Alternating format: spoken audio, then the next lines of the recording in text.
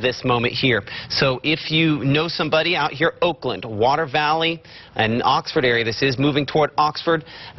We need to make sure we're going to that tornado-safe place. That's a small windowless room, a place where you can wrap up in blankets and pillows, put on a helmet to protect yourself from debris, and stay there until we can give you the all clear on this. And so it is fairly high up that we're looking on this, and I do want to talk to, we have our meteorologist Gabe Maynor and Chris Knowles that are in the Tillatoba area. We'll talk to them here in a moment if we could get a hold of them to just kind of see what they are seeing as this thunderstorm has been going on for a while, producing big hail earlier. Let's track where we're specifically kind of focused on with this for a moment, and it's very near Charleston.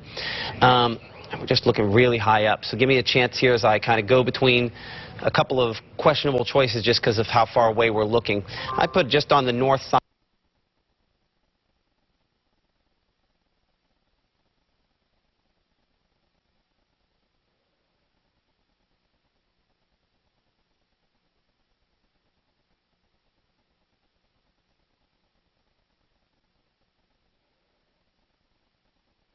.24 there.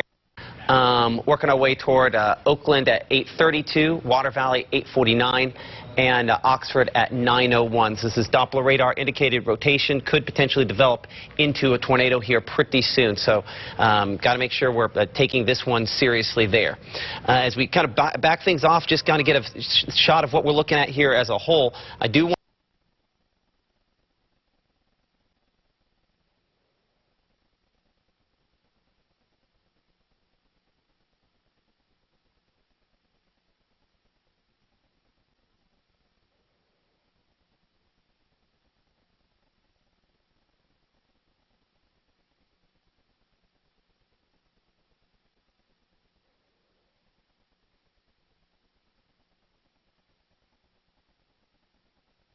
double check our speed. We're going to do a long track on this to give as much heads up as possible in advance of this one because it's a bad one there.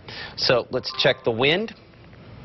As you can see, I mean, clear-cut, strong tornado on it, and the description there, not pleasant, obviously.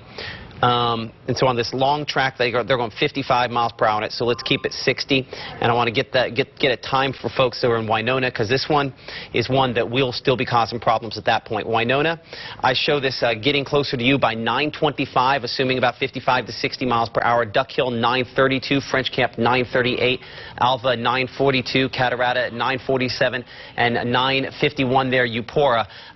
It's worth thinking ahead, and this is one where I would highly recommend that if you look around the four walls around you and you look at these tornado safety rules and you don't know that that necessarily applies to you, snap a picture and let some folks know this is a bad one causing significant damage at this instant and could, no guarantees it'll stay on the ground this long, but could affect some of these folks there. Snap a picture if you know someone that lives in Montgomery, Webster counties. Got a ways to go before it gets to you, but that one is a bad one. It's kind of the worst case scenario of what we thought might happen today, ongoing with that, and it is still heading our direction. The tornado warning that has been issued for locations around Oxford, Water Valley, and back out here north of Tillatoba is one that we're watching. I'm trying to figure out, do we have Gabe and Chris? Okay.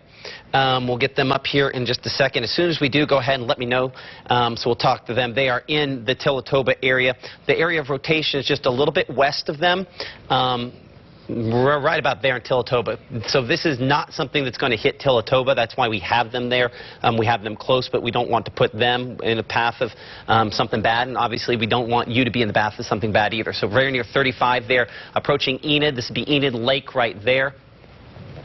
All in the path of this area circulation. So let's get a storm track on this for some folks and closer time there. Enid, of course, that would be pretty close to the Enid Dam there. Enid, we're looking at about 8:32 for you. Hubbard Creek at 8:37. Eureka Springs at 8:41. The Shuford area at about 8:43. Water Valley, of course, a lot of folks in there in Water Valley, 8:50 and 8:53 in the Springdale area. Our meteorologist Gabe Maynor joining us here. I'll go ahead and step out of the way here for a moment. Gabe, what are y'all seeing?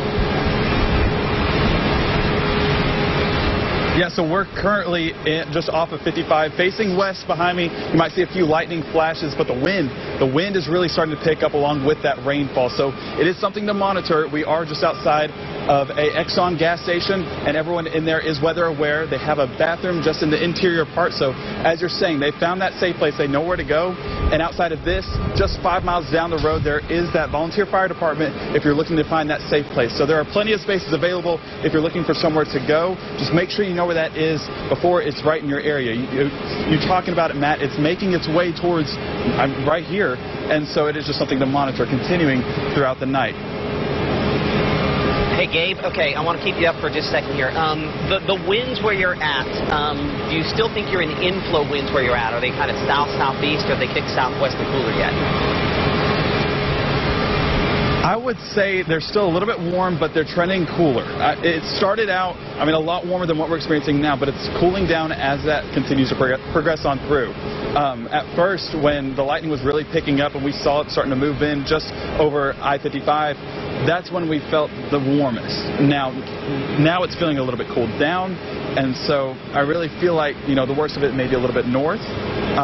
But just so far, it's just something to monitor. But yeah, I would say it's cooling down. Okay, the last 10 minutes or so, 15 minutes, same or any sort of difference that you're noticing?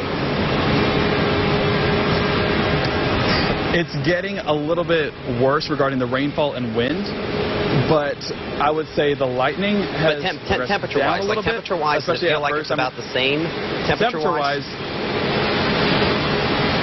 I would say it's dropped a little bit, maybe a degree or two. Not really anything too major, but yeah, there's definitely something starting to happen in regards to the temperature difference.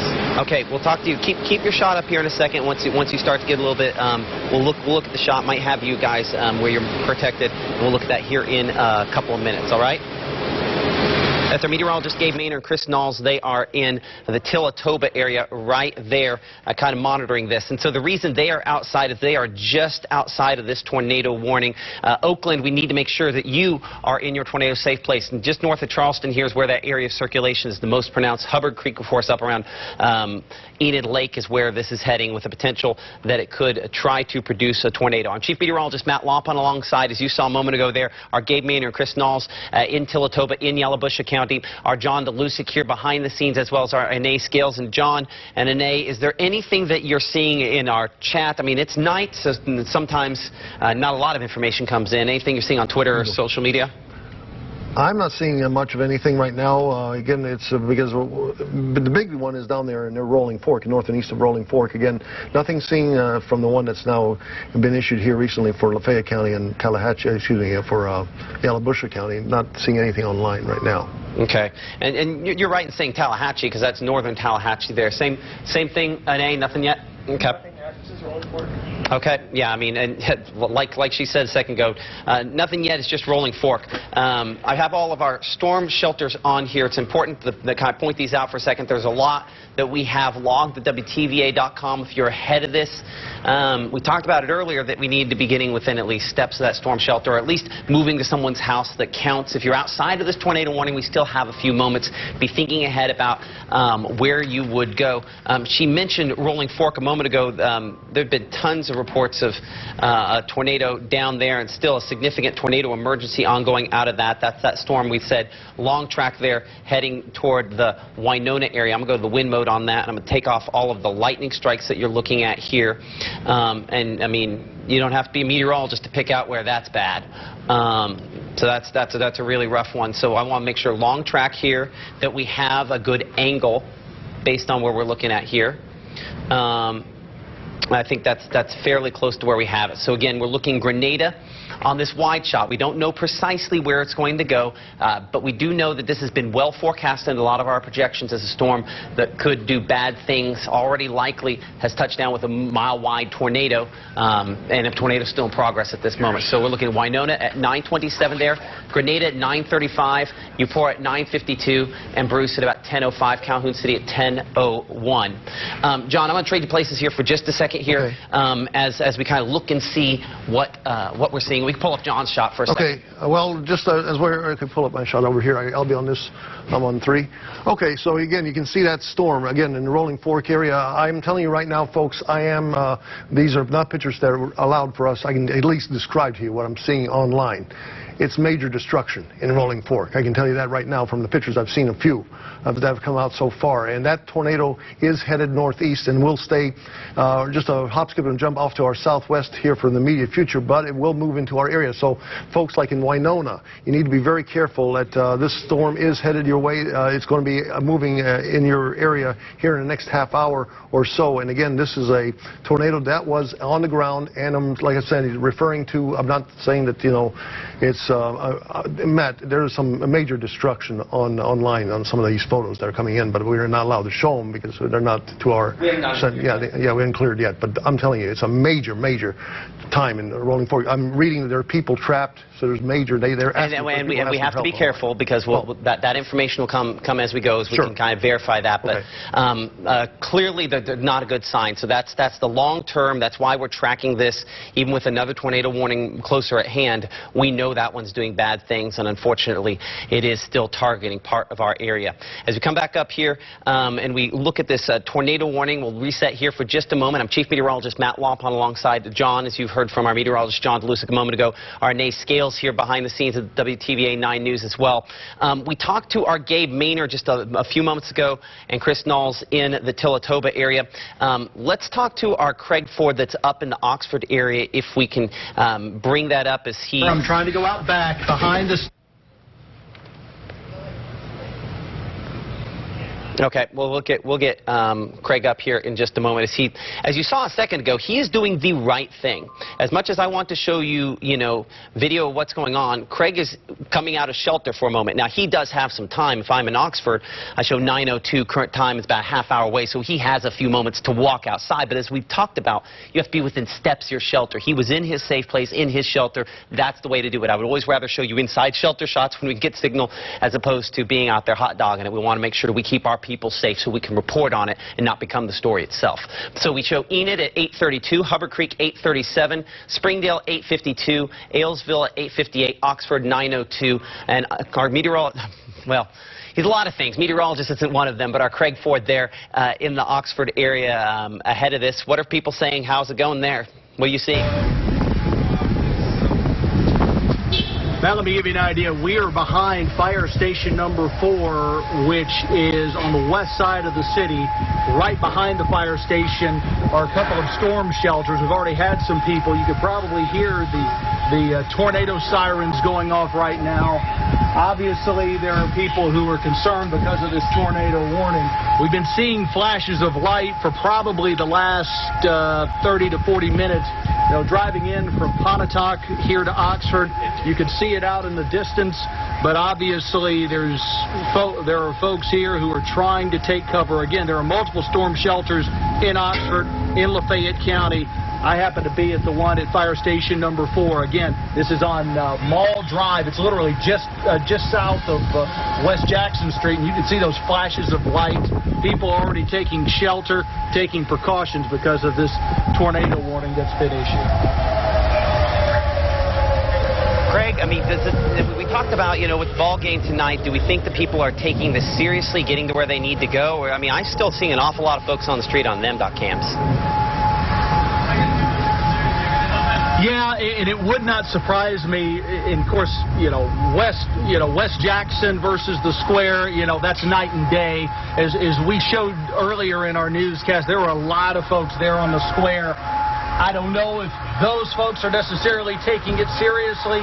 Of course, they're already inside, which is good, but still, you've got a lot of folks who will be milling around outside. So my guess is those folks are going to have to try to cram into some of those places there on the Square if it gets really, really nasty. And of course, you know as well as I do, even though we've got this advance warning, once it turns, once the weather starts going downhill in a big way, it goes fast, and that's when things can go sideways in a hurry.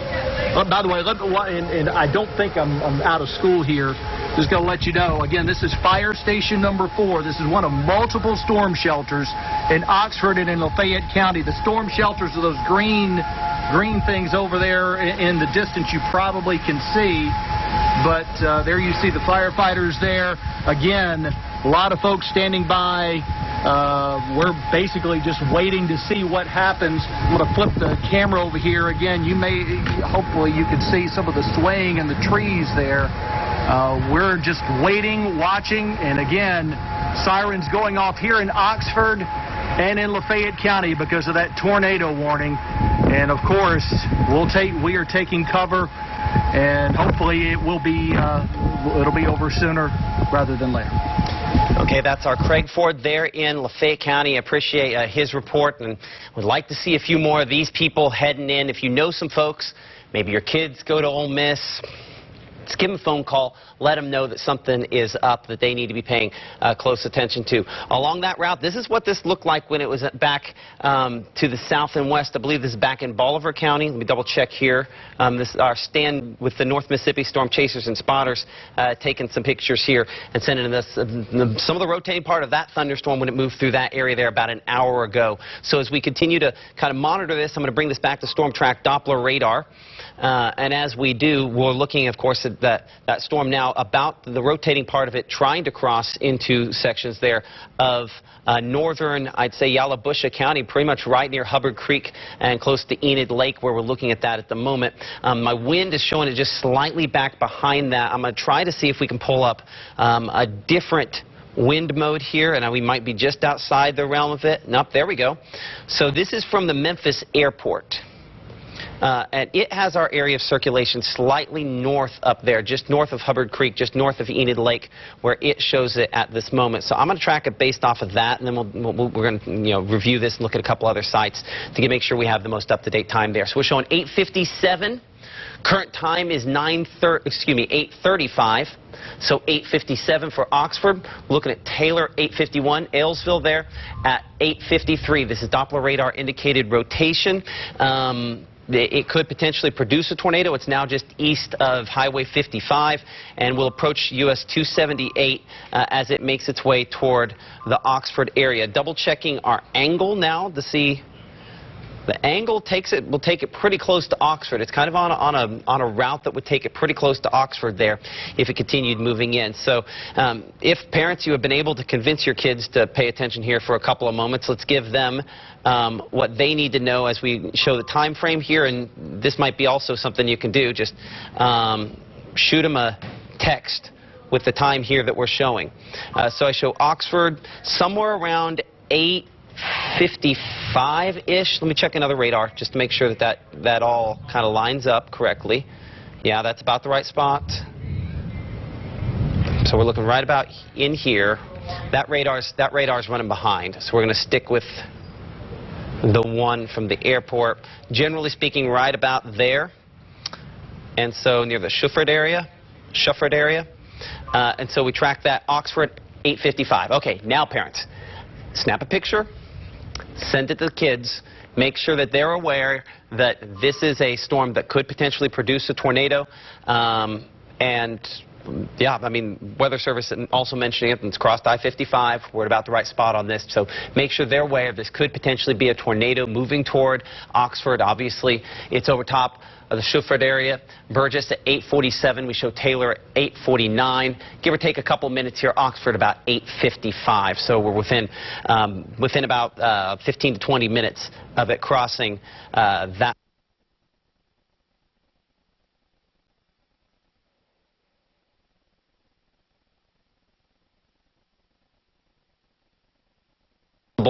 Back here near Belzona.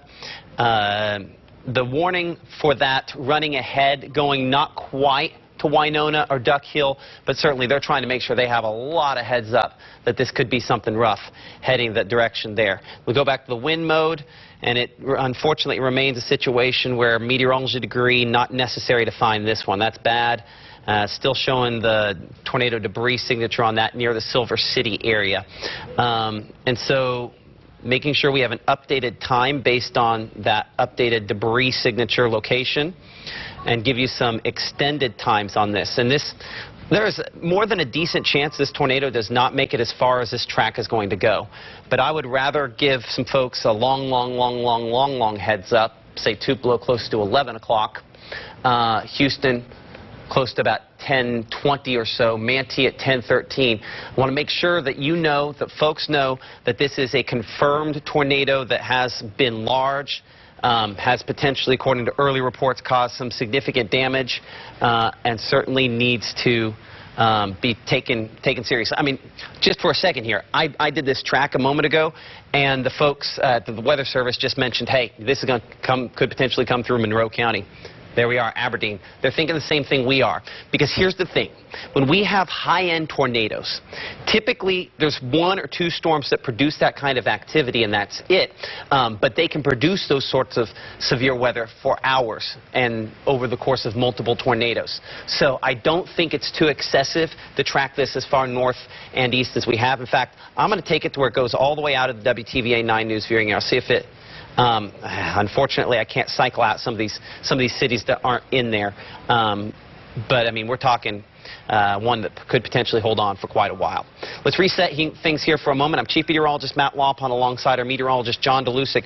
We're watching a pair of tornado warnings, one that does include the WTVA 9 News viewing area, one that will potentially, if it continues at the rate it's going now. Both storms are moving about 60 miles per hour, and if you're watching us right now on the Mississippi side of things, you are under a tornado watch, and while this looks like it barely cuts off for Lowndes, Monroe, Itawamba, you're also included in that tornado watch because of these thunderstorms. One positive thing is that I have not spent even a second talking about this storm here south of Macon. Our Ethan Foster is there in Macon. He is at the emergency management location. This was one of those lead storms that was rotating, really concerned us during 5 and 6 o'clock broadcasts. It's now starting to weaken just a little bit, so positive sign there that at least that one that far east has been unsuccessful at producing something. We'll have to watch there. I would like to talk back to Gabe if we could here in a moment. He's going to probably be in the rain. He's probably going to have to shoot from inside the car. That's okay if that's what we need to do. Also, these storms near Coffeyville, I know there's some heavy rainfall there, and obviously it depends county to county on whether or not tornado sirens go off for the whole county. It's reasonable. Yallabusha County, they're going off. Coffeyville, the tornado threat is actually with this part of this thunderstorm there. It's in Panola County working up toward Oxford. So if you're in Coffeyville, this is heavy rainfall, probably some lightning to go along with it, though I don't show a ton of lightning showing up with that. And the storm is kind of sort of rotating, but it's got a long ways to go before it could do something else. And saying that, though, there we are, being able to pick up that area circulation a little more closely. This is from Monroe County, a long ways away, but it has a good angle. Okay, and let's look at the Memphis radar, the Memphis airport radar. That's about the right spot there. So still about that Shuford area. So as we track that near Highway 315, that'd be Mississippi Highway 315 again, still heading toward Oxford, somewhere between about 8:58, some give or take a few minutes again, 8:55 to 9 o'clock is when that moves through the point on the map that says Oxford. And what you'll probably notice where Oxford is there's a city grid back there. In fact, most of Oxford looks like it's southwest of where that's actually pegging. So southwest side of Oxford, probably closer to that 8:54. That we're showing you on there. So that is a Doppler radar indicated area of rotation, potential tornado that certainly needs to be respected as it moves into southwest Lafayette County. The southern storm here, they're upgrading this lead warning to a tornado emergency as well. And report now coming in from 1 northeast of Rolling Fork. 1 individual was injured so far. Trapped in what was described as a truck stop near Rolling Fork after a tornado moved through town. At least 1 injury at that location. So unfortunately now we have our first injury from this thunderstorm here when it's back around Rolling Fork, a lot more intense there. This is still working toward our area, and we do anticipate that it will be, unless something changes, prayers always welcome there. Eventually that's heading toward Winona and the Vaden area. But in the nearer term, this is now at a point where this is kind of moving on the north side of Enid Lake, or just north of Enid Lake, as we kind of go between a few different radar sites here to see if we can find one that has the best look at it. That's Memphis. It's looking all the way from Monroe County. I'm going to keep that one, even though it's not perfect. That's the one I'm going to go with. And we're going to show our area of circulation that definitely looks more pronounced than it was just a little bit ago. right there. So it's going to track near Mississippi Highway 328 in Lafayette County. Let me know in my ear when we do have the opportunity to talk to the folks down there, if we can, Gabe and Chris. I don't know if they're out of pocket now, but okay. So yeah, whenever that's ready, just go ahead and let me know. So this is about to cross into Lafayette County on the southwest side of town. And Taylor, we show at 8:52, Altus at 9:04. I did a ridiculously long track on the other storm. I'm going to do a track, but it's not quite as long on this one that gets us farther through the area, just to kind of cast a wider net on this one. It's not as intense, but projections have shown storms in this zone attempting to produce tornadoes as well, perhaps even a couple that are strong, so that exists there. So 9:59, about 9 o'clock, obviously, for Oxford.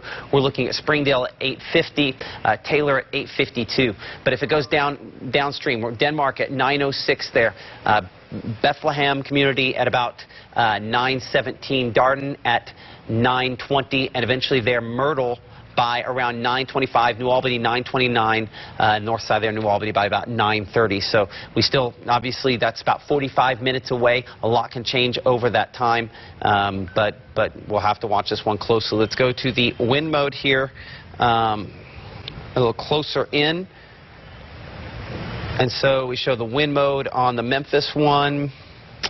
Yeah, I show it right at that intersection between 315 and I believe that's 328 there, southwest of Taylor. That's where we would put our area of circulation, our potential tornado as of now. Can we pull up our Gabe Maynor? Let's talk to him for just a second. Okay, Gabe, what do you got down there south? So it's currently quiet. I mean, the rain was pouring in. Earlier we had to back all the way up about 20 feet because the rain was blowing basically straight across. I mean, horizontal to the surface. So it was crazy winds, crazy rainfall. One thing I do want to point out was how much lightning was taking place. You mentioned that the tornado warning and that inflow was just a little bit north of us. So I got my camera, I pointed it north, and I saw tons of lightning just circulating that area. And I mean, that was just showing a lot of convection in that place because of the lightning that was happening. And so I posted it on Twitter, so I mean, you guys can take a look at it. But it was just crazy how concentrated that was. Other than that, the wind has been crazy, the rain has been crazy. We heard a little bit of the tornado warning, but since it's north, I mean, we're staying prepared and we're staying aware, so we know where to go. But luckily, that has avoided us. I did talk to our anchor, AC Barker, up in Oxford, and she's currently going to her safe place. But she was talking about the tornado sirens. She said it looks eerie, and it's just overall a scary situation. So she's taking cover over there, and I recommend all the people at Oxford to do the same as that system continues up towards that area. But I mean, listen to it. You can hear that rain happening, the lightning in the background. It's just continuing as the night progresses. Okay, that's our meteorologist, Gabe Maynor. Can we pop Gabe down and Gabe still hear me for a second? Because we need to make it to where Gabe can hear me if you can, and keep his microphone up. Let's talk about where they go. I think we're going to cycle them south. I want to get them, let's see timing here on how far out this tornado emergency storm is. So I put it, right about there, Belzona. I show, let's double check that, about 40 minutes to Winona. So I think it would probably make sense if we went to Grenada. What do you think, Gabe, here? Grenada, or do we feel comfortable? I don't know we need to go to Duck Hill. I think we can go to Grenada on 55 and then cycle behind it. You agree? I would say stay on 55 and be ready to move. Would you say north as that system is making its way on through? No. I would say we go 55 to Grenada, maybe just on the south side of Grenada. Let the strong tornado, if it's still producing, either way, let's let it pass through Duck Hill. And then come on the back side of it, either follow Highway 8 there, back out toward Calhoun City, or cycle south if we know that we potentially had damage there. That makes sense? Yes, sir. That sounds good. Okay, that's our meteorologist, Gabe Maynor, Chris Knowles. Thank you very much. Be safe, be smart. Okay, call to confirm. Thank you. Appreciate that, Pat. So again, we're looking at this because I'm anticipating, and hopefully we're wrong about this, but this thunderstorm here could continue to produce a tornado for quite a while longer. I mean, so to kind of nail down what we were talking about a moment ago there, assuming still 60 miles per hour, and we'll probably verify that. Winona, we're looking about 932 for you, what has been a significant confirmed tornado. Let's make sure that that is moving 60. We've spent enough time tracking this. I want to just double check that we're agreeing with Weather Service. No, they're down to 45 on that. John, can we double check that speed? If we could, we'll double check that. That would be the Belzona. That's where Stan is at. So he's on that one. He's on that one. He had zero visibility here about 5 minutes ago. Okay. Well, let's see if we can pull up Ane on your computer there. We should. Hold on. Let's see here. On your computer, this should be Stan's video. Yes. So let's make this, put it in play and make it full. So this is that thunderstorm that's moving toward Winona now. Give me a moment to pop it up. Weather 3. So this is the one that's moving there toward Winona. Near zero visibility from our Stan Dora a little bit ago. He is in the rainfall there trying to stay in the correct spot to keep himself safe, but obviously find out what this is producing. We do not recommend that you do storm spotting like this. The folks at the North Mississippi Storm Chasers and Spotters have been doing this for years. Someone was mentioning on social media we're basically to the anniversary of one of the Tishmingo tornadoes a couple years back. Stan was in that one, and almost literally in it. So they have a lot of experience, know what they're doing, and we recommend that you stay in that tornado safe place. And again, that tornado safe place in either of these cases, a small windowless room, a place where you can wrap up in blankets and pillows, put yourself there until we can give you the all clear. Speaking specifically now about Lafayette County up here, as we come back to this one, Oxford, for folks there in the Oxford area, highly encourage you to be in your tornado safe place. A new tornado warning issued downstream from this that does include the New Albany area, and it is for this area of circulation. You'll notice that it kind of changes a few times here, and I'm actually covering up the area that's probably most likely spot there to be the tornado. Somewhere in that Taylor area, south of 278 is where we show it right now. So downstream here, I would encourage you to pay close attention to the times here for the bottom half. I'm going to refine this here in a moment. So I'm going to make sure we got the exact spot for you in a second. So use these with a grain of salt for a second here. This is what I'm trying to pay attention to. Downspring there, we're looking for Ecru at about 9:27. This is Doppler radar indicated area of rotation that could potentially be a tornado moving toward you in New Albany. We show 9:30 as we had in that storm track a little bit ago, Blue Mountain by about 9:36. And let's do an extra long track at that same angle there. And that extra long track says perhaps even Iuka, close to about 10:23. But once again, I think that is still at that 60 miles per hour, and that's where I need to bring our meteorologist John DeLusick back here for a moment to make sure that we have the right speed there. John? Speed for the one that's down there, that was in Rolling Fork heading into our southern viewing area, that one's going at about 50 to 55 miles an hour. That's a pretty The southern one? Yeah. Okay, so they're actually tracking a little too slow, okay? Yeah. So and this one I think we just had at 50 as well. I'll check that one out too. Okay, so let's adjust the time, and this is what we talked about a moment ago there, that perhaps we'd have to tweak some of these times. There, we show about 9:39, so we've given you an extra few minutes there in New Albany, Blue Mountain at 9:46. Might not hold together all the way down here, but there's a tornado potential, and certainly there's a hail potential with that as well. So we're watching that. As we bring it in closer for folks there who live in the Oxford area, highly recommend that you make your way to your tornado safe place. As we often say, that small windowless room, that sturdy structure that we're mentioning there.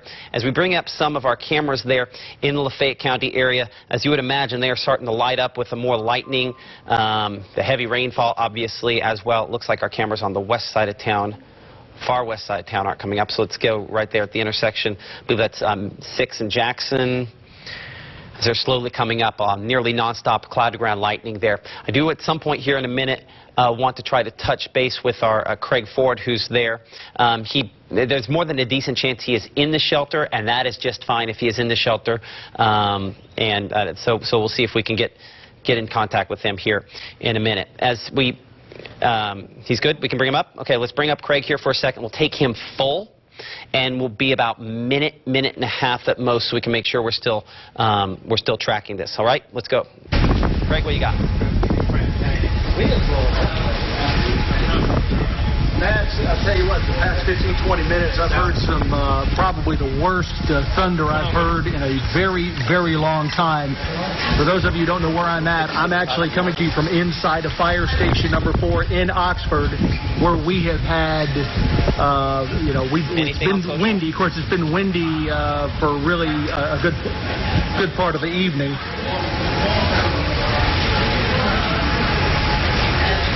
Matt, you still with me? Yes, I can. Yeah, I can hear you. Say, yeah, go for it. Okay, all right. Just want to double check. We're still, and we've been following the Weather Service chat just like you and John have been. We know that whatever this is, it's not anything that's touched down, but still it's something that is of concern. We know that it's apparently headed for the Oxford area. I guess they in the next 5 to 10 minutes. So right now it's rainy. You could probably see the flashes of lightning in the distance. Again, we're on the west side of Oxford. I know the trees kind of obscure, but I think you could pretty much get an idea as to what kind of weather we're experiencing here, and we're going to stay put till we get the all clear. Okay, that is our Craig Ford there in Oxford. Stay safe. I would be in that tornado safe place just to be careful there. I show it near Taylor, kind of coming up Old Taylor Road from the southwest, pretty much over top of Taylor, where I'd have our area of circulation. So we're going to stay in close here for the next few minutes as this approaches the Oxford area. Of course, what we're looking at this moment is a Doppler radar indicated area of rotation that we're tracking there into the Oxford area from the south and west. We might talk to Ethan here in a little bit. We can go ahead and power him down the safe power though for a little bit. It's going to be a while before we go there.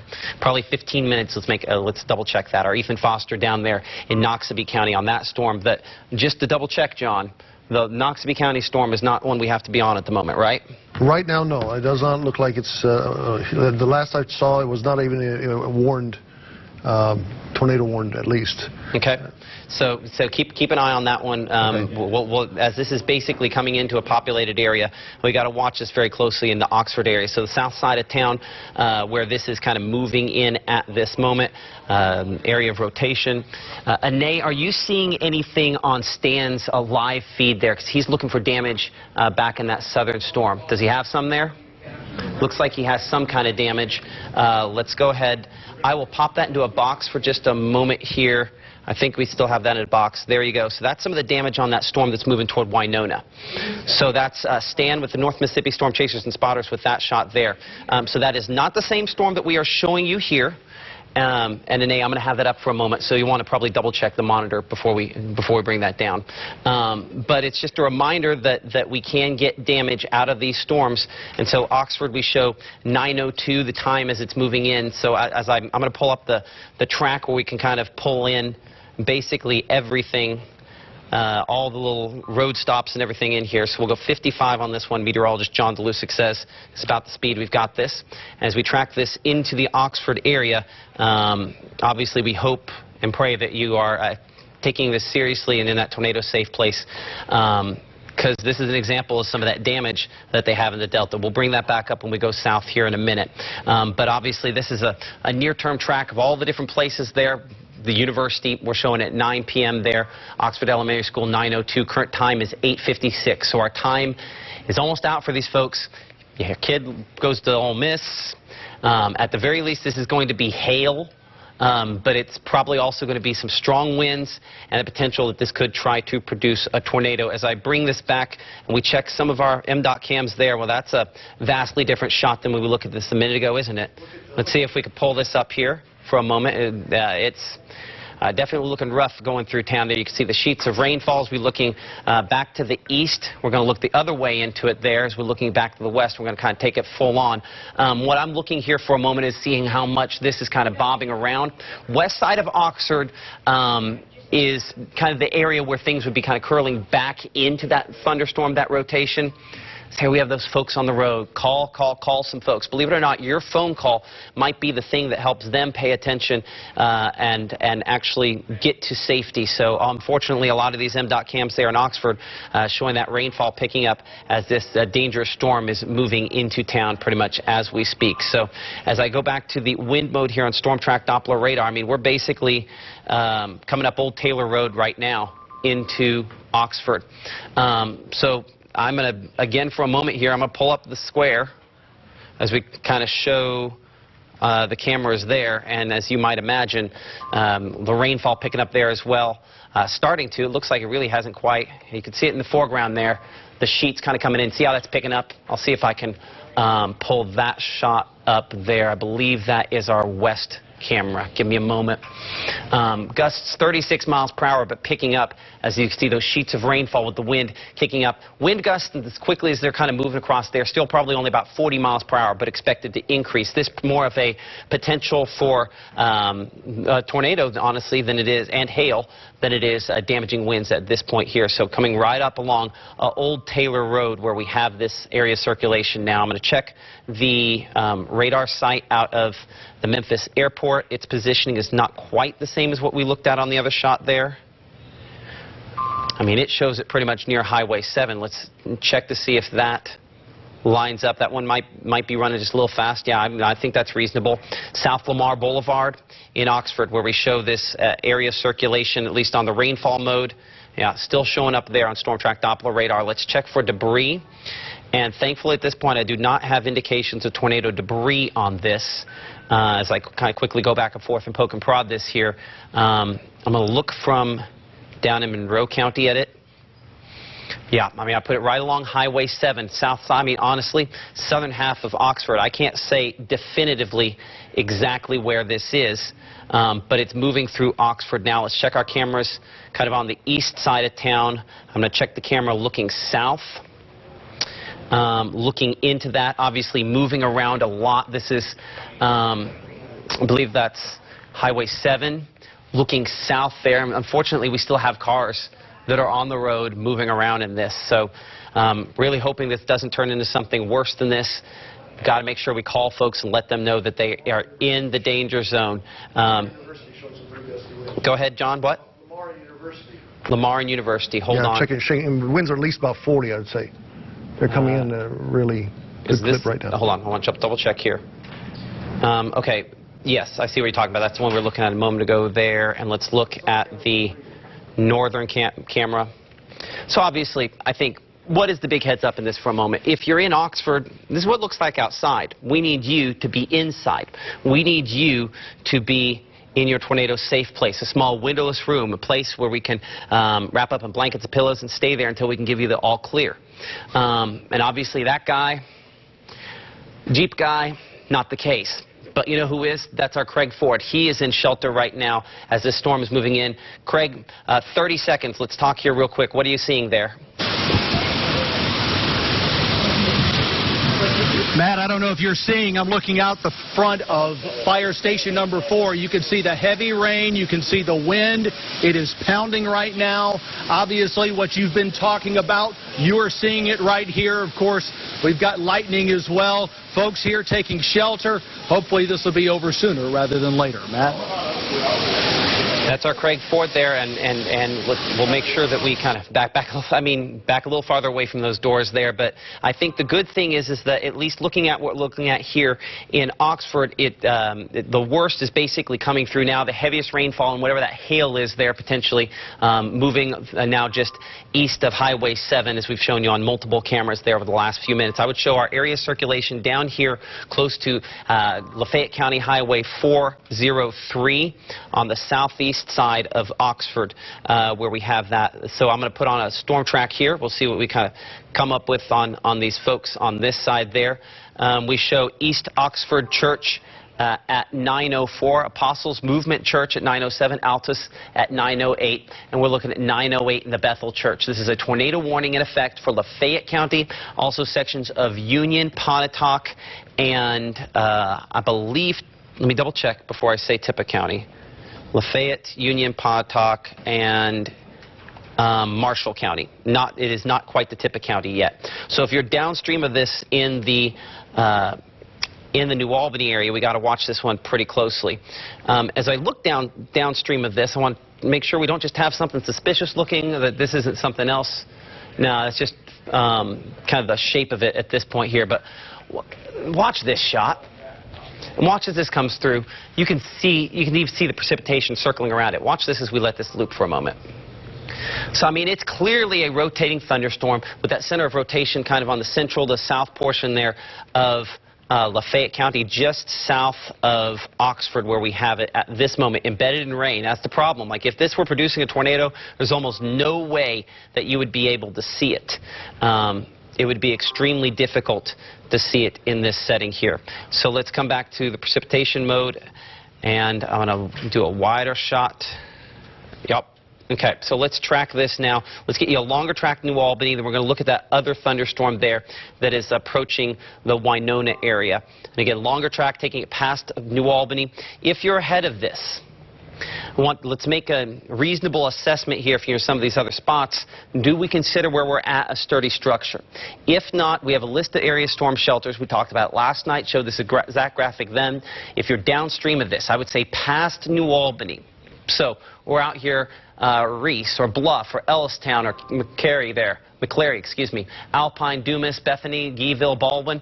You're downstream of this. Now let's make an honest assessment of where we're at, whether or not we feel like we want to go through whatever this is. It might just be a heavy thunderstorm. It also might be a storm that produces a tornado. I'd highly recommend we work our way to one of those area storm shelters, or Grandma and Grandpa's house if it's, you know, stronger, a friend's house. We probably need to be there downstream of this, because I think this storm's probably going to hold together, and at the very least it's going to be a scare, and hopefully that's all it is. By the way, WTVA 9 News on WLOV at 9 o'clock, of course, started here a couple of moments ago.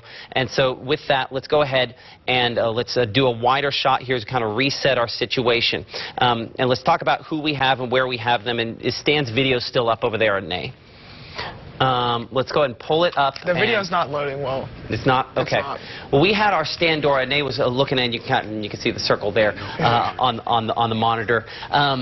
This storm that we have here south of Greenwood, that's working its way generally toward Montgomery County, perhaps Grenada County, Calhoun County, Houston, eventually Webster County. This has produced a fairly significant tornado down, reports of significant destruction on Jackson Avenue in Silver City from a well-known storm chaser, numerous entrapments and significant injuries.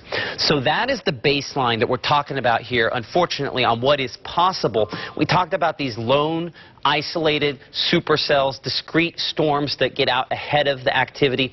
That's what this one represents. And so while, yes, we're going to come in extremely close here in just a moment on this one up north again, we need to make sure that we are not missing what's going on in this one farther south. So our meteorologist John DeLucic, while I'm getting a track on here, what do you got, John? You should check out what Stan posted about 5 minutes ago on the chat. Some damage. Which chat? On our storm chat, or our storm. Okay, got it. Okay, and this is going to be where? Do we? He did not specify. Belzona. Okay. Okay, so let's give a moment here. Okay, so actually says Silver City's location. Silver City is the location on this? Yep. Okay. And so this is that location we were talking about a moment ago there. Thanks. That's now, in all fairness, that does not look particularly thick, and this might be a tractor, the trailer on tractor trailer, and this was probably loaded inside and knocked off. So this might be worse than it looks. What I'm trying to see in the background there, and I'm having a hard time looking at, is the trees.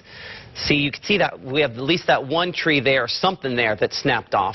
Might have been a tree, hard to say. You have debris that's lofted up in the trees there as well. So this is in Silver City.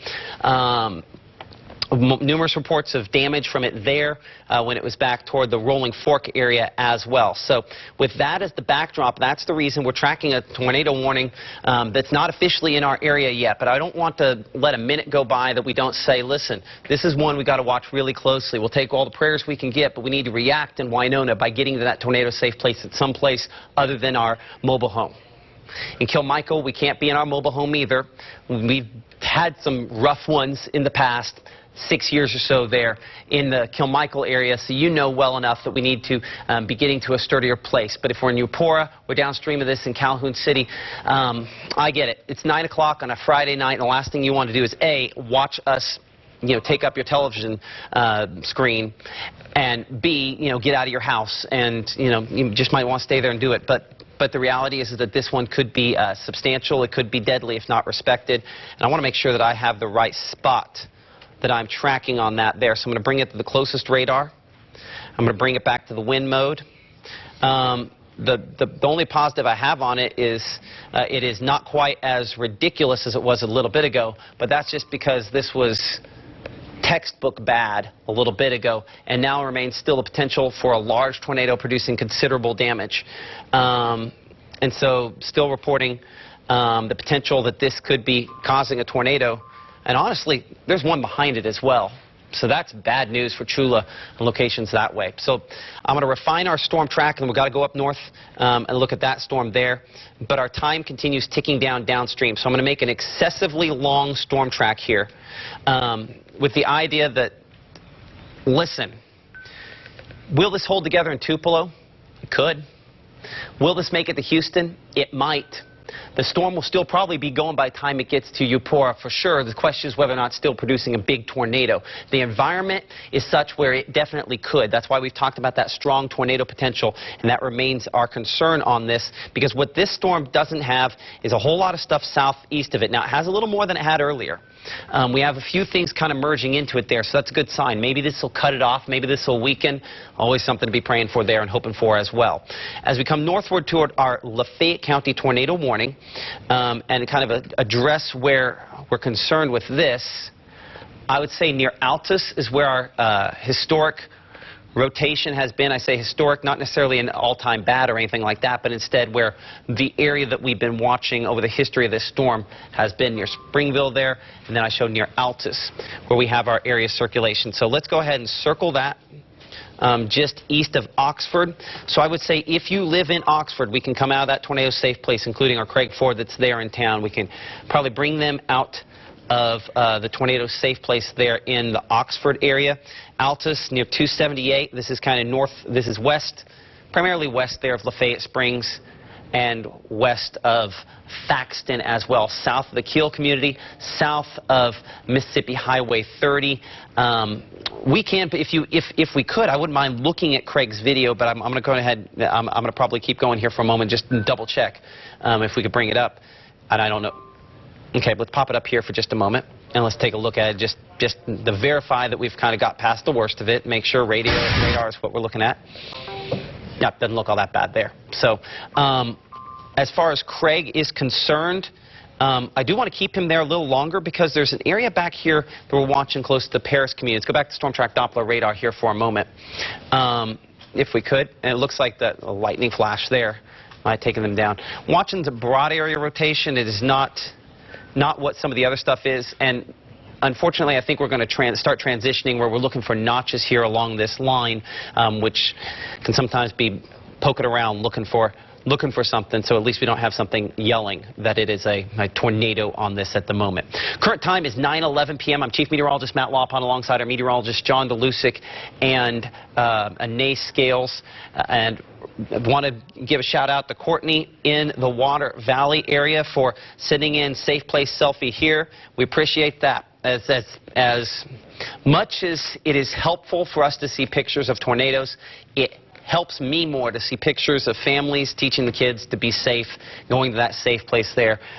Luckily, Water Valley is past the worst of this and not something we need to be too terribly worried about at this moment here because it's past that. But obviously, definitely going to have to watch some of these other thunderstorms. I think Water Valley might certainly the heavier rainfall is still there, and I mean, if you want to stay in there a few more minutes, it couldn't hurt, but that initial tornado warning is past your location at this time here.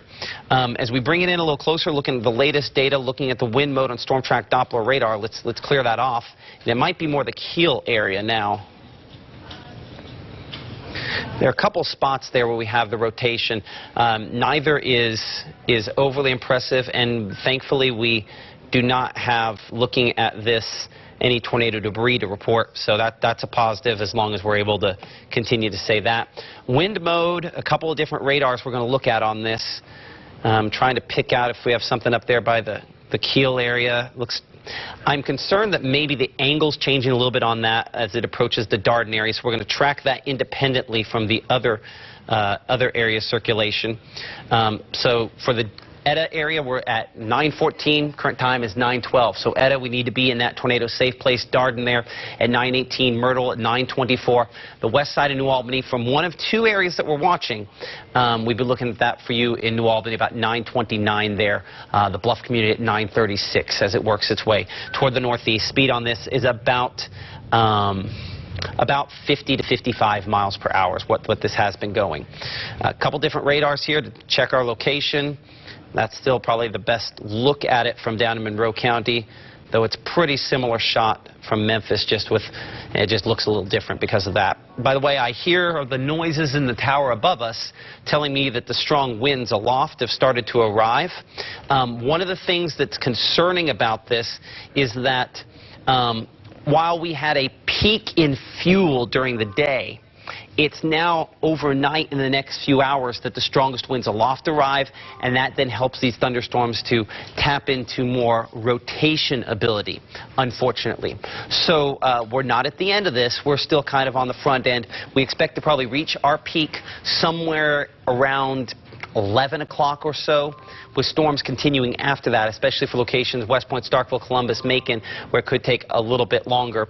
By the way, a new tornado watch is likely coming to the east of the one that we have in effect, probably for our Alabama counties. I would anticipate that within the next 15-20 minutes or so is probably when that is coming. So still reports of a confirmed tornado doing damage out here southwest of Winona. As we look at the debris mode on Storm Track Doppler radar, I'm going to make sure we're on the closest one here for a second.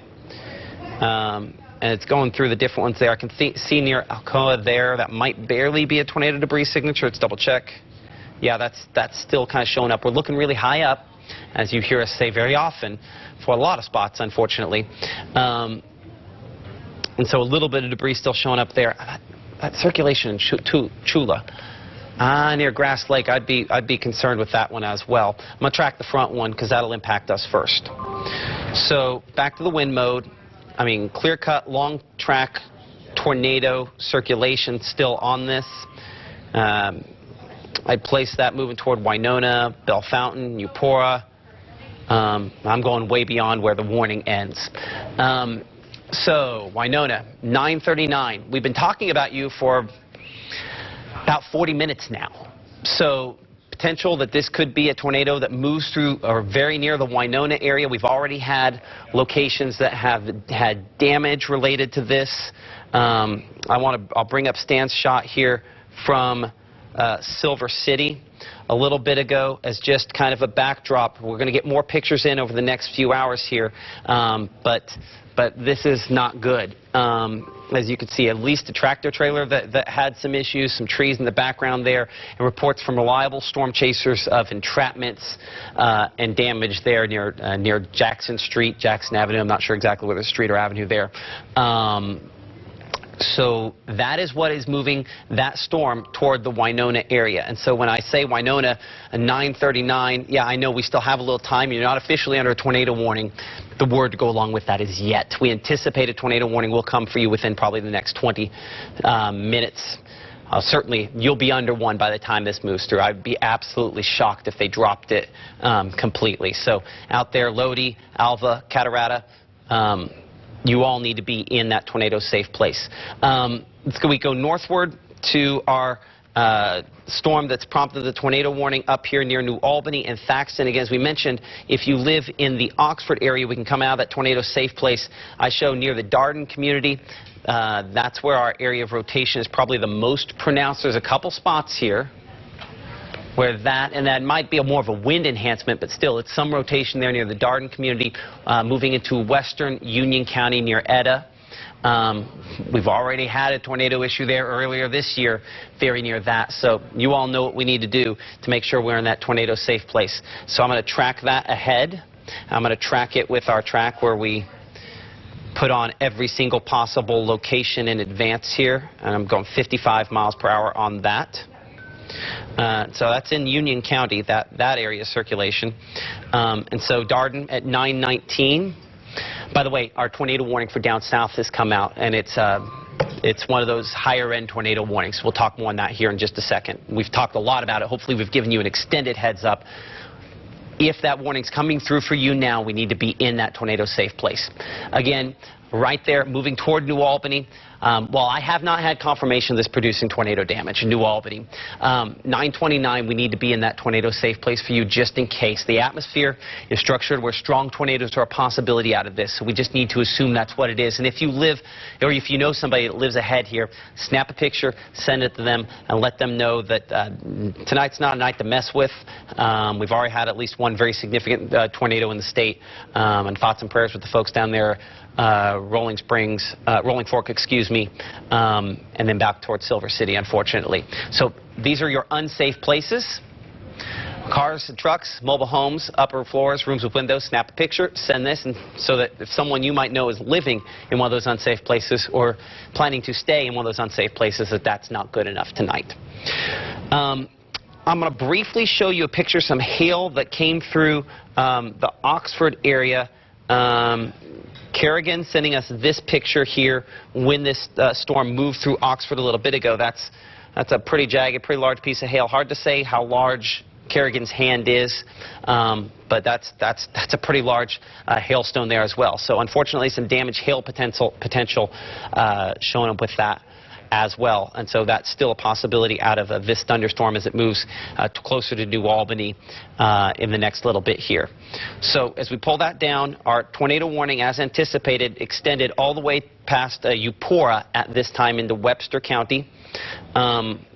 Just behind the scenes here, if you'll let me know where Ethan is, not Ethan, where Gabe and Chris are, just so we have an idea of where they are. I just want to make sure they don't go too far south into this, because I don't know that they'd be able to get past this in time. I know they wouldn't, and I know that they shouldn't try to. So Winona, we've been mentioning it over and over again. We've said your name a ton of times. This is heading toward you right now, an area of rotation that has been a confirmed tornado for most of the last hour plus, and could potentially still be causing tornado damage. In fact, right there south of Coila, that is just east of Highway 17. That is still an area of tornado debris being detected on Storm Track Doppler radar from this tornado. So the description from the folks at the National Weather Service on this, a large tornado producing considerable damage ongoing right now that's moving toward the Winona area. So as I get you a closer track in here, 9:37 for you. We've been give or take about 5 minutes on that time for quite a while now. We need to make sure we're in our tornado safe place there.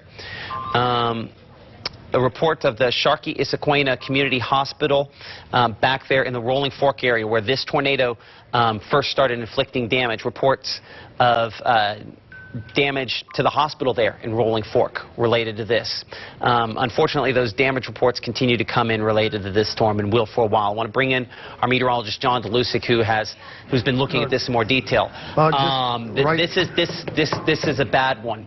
Yeah, this is a bad one because I'm reading, so we cannot yet say upon confirmation from our spotters, yes, even Silver City too, not Rolling Fork, and both Rolling Fork and Silver City, bad one. And this is a bad one heading toward the Winona. I'd say, yeah, Winona, Kill Michael, all those areas that are right there, just everybody south of Winona, in the Winona area, everybody. Well, look out, this is a bad one. This is like a bowling ball going through. The reports of significant injuries. We're hoping it doesn't become more than that. Yeah. So strong tornado on the ground. Let's adjust everything forward. New scan there. Strong tornado approaching I-55, approaching Winona. Let's get the exact angle right. So I think it's conceivable that the tornado might have lifted briefly, but it's definitely still on the ground causing damage at the moment. That's a pretty significant damage signature. So based on the exact angle, I want to get this right. Okay, and let's track. I mean, that's not good. I mean, it's heading right toward Winona. So Winona, based on about 50, 55 miles per hour, and John will double check the speed on this just to make sure we've got it exactly. I think that's still what it is. We show about 11 minutes and 11 miles away from Winona, middle of town. We show it now, obviously, near I-55, southwest of Winona, we're looking at 9 minutes and 10 miles from you. Damaging tornado. The description by the National Weather Service that the debris is being lofted at least 12,000 feet. Why is that important? When we start talking about debris lofting, we can use the science related to that to figure out how strong it is. Now latest report, 16,000 feet. Typically, when we're talking about 13 to 20,000 feet, 16,000 feet in the middle, we'd be talking about an EF3 tornado. For perspective, the tornado that came through Tupelo in 2014 was an EF3 tornado. The one that moved through the north side of Columbus, not Steen's last November, but a couple years back, that moved through the north side of Columbus there, kind of very near downtown, and moved north and east. That was also an EF3 tornado. So we're talking strong tornadoes that have the potential to do damage to sturdy structures. So we need to make sure, if you live in Winona, as you can see the time ticking down there, less than 10 minutes, less than 10 miles away, we have a tornado that is likely causing damage and could be a strong tornado at this moment. We're waiting, unfortunately, for the next update on just how high that debris is being lofted, but we have to make the assumption that this one could be a really, really bad one as it approaches Winona. Another way I can tell you that is my radar's all over the place. There we are. It's cleaning up a little bit there. Still difficult on the rainfall mode, or on the wind mode even, to pick it up. Rainfall mode's a little clustered. I think that is probably my debris. It is. See that brighter return we have there, those brighter reds? It's very reflective, meaning it sends back a lot of energy to the radar because it's hitting big stuff. So, clearly, Winona, we need to be in that tornado-safe place. I'm going to get you the all-track here for a moment. Everything I can throw on it. And then we got to go north to Union County. So, Winona, 9:35, 10 minutes. This is a tornado that has caused significant damage. This is a tornado that may have caused loss of life. That's something that we're working to confirm. And so I don't want that to be the things that impact you in Winona, in and near Kilmichael.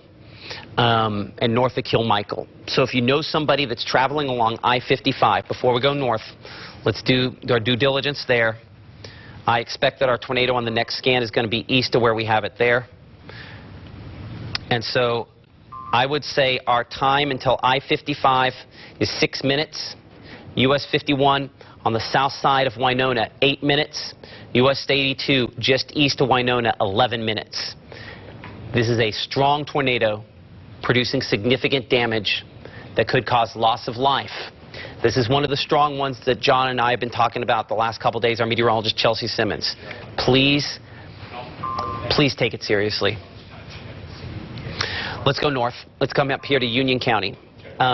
National Weather Service in Memphis looks as though they've gone ahead and extended a severe thunderstorm warning, tornado possible ahead of this. That tells me confidence in the tornado potential on this has decreased some. Still, that's damaging winds probably moving into New Albany at the very least related to this. By the way, Pat, we'll get Pat over here for a second so we can talk some strategy on where we need to start thinking about people. First off, do we know where Gabe is? Yes, Gabe is in Grenada. Okay. He's going to go to the Walmart, which is up on a rise. He's going to set up safely. I'm going to do a storm track on the north one. And then south. But he is in Grenada, and he says he is safe. He is safe in Grenada. Okay. Is that okay? Yes, that is. So we could potentially get into a situation where we have multiple communities that have damage from this single storm. Okay. So when I'm thinking about where we're placing people to get them in position to cover that damage, obviously they would slide southward to Winona first. Do we need to think about moving Ethan northward in case we need to... in Columbus right now. Columbus, that's not a bad place. And then if we need to, I guess, shift him to Eupora, that's what we do when we do it. Once you tell me it's safe, I don't want to send him west right now. But He's okay. I might want to go to Eupora. Okay, yeah, because there's another one back behind it too. So yeah, so we'd send him back that direction. And then Craig, I don't think we need to necessarily, I mean, it depends on how you want to utilize Craig. I mean, I'm okay if we float him back along 278 once that gets clear to kind of head back this way in case we need him in Houston or if we need him back here later this evening. Because I mean, cycle him back towards Tupelo? It couldn't hurt to start rotating back here as long as we can, do so safely. Coordinate with John, make sure that we have. Okay. Is it safe to move Ethan right now? We could move Ethan. You could get Ethan to Starkville, I think, safely, and that would be no problem. Well, he's in Columbus right now. Yeah. Go a little further west? I would like him to go a little further west. Yes. Got it. Okay. Thank you. So let's go ahead and let's reset here for a moment. As you can clearly see, the description on this, as high level as tornado warning as you get, a tornado emergency in effect that includes the city of Winona. This is a loss of life situation. People are going to die if they don't go to their tornado safe place. Okay? So, as we're getting the rattles here at the TV station, but that's because of the strong winds aloft kicking up on this. So, there's our tornado right there. It's a strong tornado near Mississippi Highway 35, approaching I-55, moving into Winona. As the time ticks down for folks in Winona, if there's anybody that's an acquaintance that you know that lives in Winona, lives in this area, call them. Please call them and let them know. This has been a damaging tornado, producing widespread power outages and potentially loss of life and injuries back southwest. My weather call is going off. Hold on a second. Hello? This is WTVA Chief Meteorologist Matt Lobhong with a weather call mobile notification. The National Weather Service has just issued a severe thunderstorm warning for within 1 mile of your smartphone's current location. Severe thunderstorms can produce dangerous lightning, large hail, damaging winds, and very heavy rain that can cause localized flooding. If you must drive your car, do not attempt to drive through water covering a road. If possible, seek shelter in a sturdy building or stay in your car. Avoid open areas and stay away from isolated. Okay, I'm going to go and stop that there for a second. Bring up John for a second. Go, John. Just to mention, the storm down south, 50 miles an hour, confirmed, and also reports from the Yalobusha County EMA Director, Stuart Spence, reporting down trees in the county on the northern end of the county, and also power outages on the northern end from that storm that passed through. That's this storm here, yep. this storm complex. I'm tracking the whole leading edge of this. As we bring John down here for a moment, I'm going to put up the tornado safety rules for a moment. I understand that says severe thunderstorm warning. I'm not going to get back up here for a little bit, okay? We've got to stay on Winona and that storm. It's now moving into the area. It's causing significant damage. We're just not going to make it back up to this storm. And I apologize. I know this is high population centers here. It's going to be a while before we come back north. We've got to make sure people don't die down there, okay? So snap a picture of the television. This is coming in with stronger winds. We're going to watch that in Ecru. And if that ends up, John, I'll have your eyeballs on Ecru, if we could, on closest radar to make sure, on wind, to make sure that doesn't wrap up a bit more. Damaging winds with that, certainly likely. And that storm, that's driving some hail. This is about to become a major wind producer. This is where we could have those 70-mile-per-hour plus winds possible. That's probably going to accelerate. We'll come back. Also, tree on a house in 100 block of County Road 104 in Lafayette County from that storm that moved through there. But we have a tornado emergency for the city of Winona, Sawyer, Kilmichael, Lodi, tornado emergency. There's not a higher level than this. This is as high as it gets. I'm trying to think of the last tornado emergency we had. It might have been in Columbus a couple years ago. These don't happen very often. And so, when significant loss of life is possible, that's when these tornado emergencies are issued. And as I go between my different components here, I show our tornado producing damage along I-55 on the southwest side of Winona. All that time that we said, we have a couple minutes, we have a couple moments, we no longer do.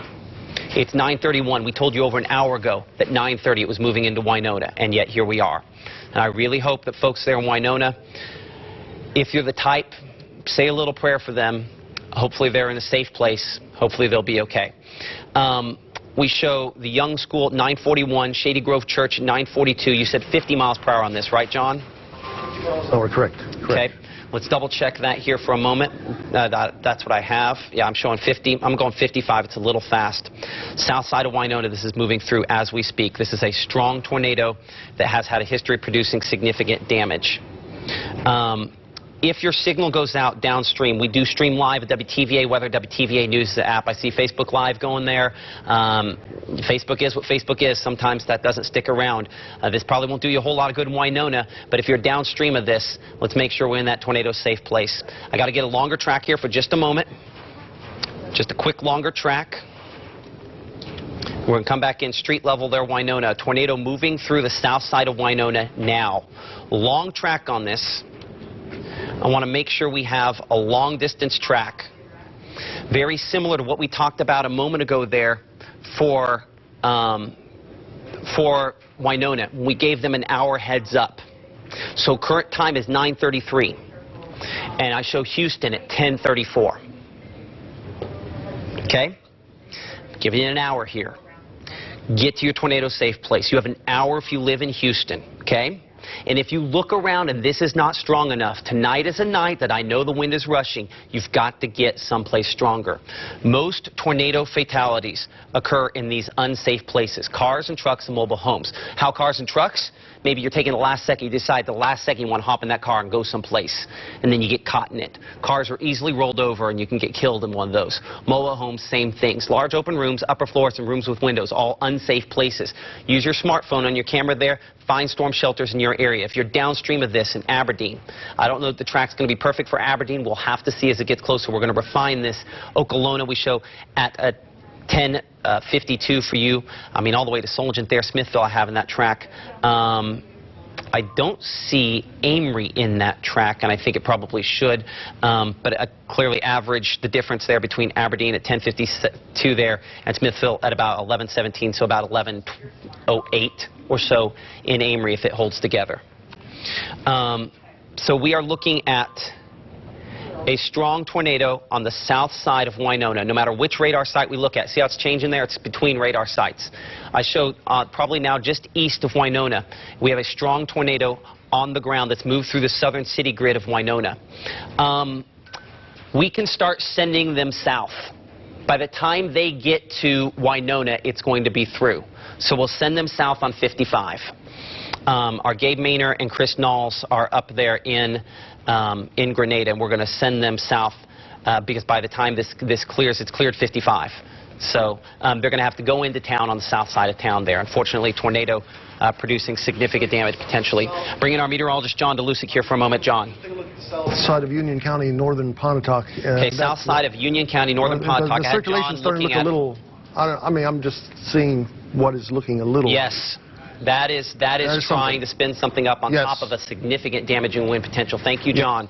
So, first things first, let's make sure we don't have something of our own farther north. Okay, so I don't think we have tornado debris on this, but I do think this is a very significant strong winds, and I do think it's trying. Let's look in Blue Springs.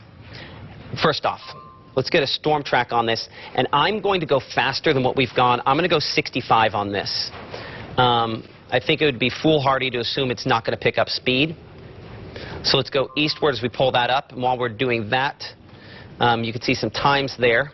Let's go back a couple of scans. This is strong straight line winds, potential for wind damage, perhaps on the south side here, there north of Pontotoc, moving toward New Harmony, moving toward western Lee County, a potential that this could try to spin up a tornado if it continues to take the next couple of steps. So you can see some times there. It definitely looks like one that's trying to spin up there near Ecru. So as far as the TV station, folks here are concerned, we have a severe thunderstorm warning in effect that will probably pass just slightly north. Let's take tower cam, John, or Renee, and if we could, let's point it back toward the west so we can get kind of a shot at this, maybe west-northwest. Right there's where our area of circulation is picking up. I know this is a highly populated area. And I hate to do this, but we got to go back down south with a strong tornado on the ground. We could be near a near a loss of life situation down there, unfortunately, because that's very strong of the latest update here. So there's your times. Saltillo 9:55 for you, and this is assuming only 50 miles per hour. It will probably be going a little bit faster than that. Slice off about eight minutes or so. Let's go south. Now reports that this thunderstorm down south here, by the way, new tornado warning coming for that thunderstorm. So all those tornado warning weather calls are coming out here in a second. National Weather Service issuing a tornado warning. So let me pop that up before we go south here for a moment. So a tornado warning issued for Lee, Itawamba, Prentice, Union. Now, I don't think they might have had Pontotoc on that there. I'm not sure if they included Pontotoc. There's a couple areas of rotation in there that they're watching, and you're going to get wind producing tornado-like damage. This is those 70-plus mile-per-hour winds we were talking about at the least. And hopefully it doesn't become more than that. I don't have tornado debris that I can detect at this point here, but when I'm looking at this, and I'll pop this on here, and then I have to get south for a moment here.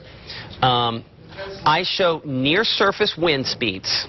I mean, you can read along with me. Near-surface wind speeds there, at least at that one spot, of 100-plus miles per hour. I guess I'm covering it. Might be hard to read while I'm covering it. So that's extremely strong winds showing up on that. By the way, this is my tornado warning weather call. I'll let that read while I go south. This is WTVA Chief Meteorologist Matt Lopon with a weather call mobile notification. The National Weather Service has just issued a tornado warning for within 1 mile of your smartphone's current reported location. Take protective action now. To view a Google map of the exact warning area or to read the full text of the warning, tap on the tornado icon button on the main screen. Repeating, a tornado warning has just been issued for within 1 mile or less of your current reported location. Seek shelter in the lowest part of a sturdy building. Okay. So that is for the storm up closer to Tupelo. We're going to make a judgment call on people here at the TV station here in a minute, but we have to spend some time down here near Fox and Lodi. This is a strong tornado. Last look at it, the debris was extending up to 22,000 feet. Why is that important? Number one, that's high. So 5,280 feet per mile. So you're talking the debris is up more than 4 miles in the air. And that is important because there's a correlation between how high that debris is lofted. When we start talking about 22,000 feet, that's when we start talking about a strong tornado. You want to talk EF4 tornado? EF4 tornado would be Louisville in 2014. Now, maybe that's not the case. We hope and pray that's not the case. But that's what's gone very close to, if not through, Winona. So if you live in Minerva, if you live in Lodi, what we're talking about here is a life-altering tornado and a possibly life-taking tornado. So I cannot, in stronger terms, say how important it is that at 9:43 this is coming through Minerva, if not sooner, and that if you're not in your safest spot, you might not be here tomorrow. So Lodi, 9:47. New Liberty Church, 9:50. We show Mount Vernon School. This is down here in Webster County, I believe, by about that point there at 9:54. 9:54 there, Mount Vernon Church. Macedonia Church at 9:57. 9:58, South Union Church. Embry at 9:59. Eupora at 10 o'clock. This could be a life-changing and life-ending tornado. Lodi community is definitely in the path of this. It's right along Lodi Road. So as I pull off that tornado debris discussion there on top, and we bring it back to the rainfall mode here on Storm Track Doppler radar, what I'm looking at right along Lodi Road is the tornado debris moving along that toward Minerva and toward the Lodi community. Blue Springs, just tell you. Okay, Blue Springs camera.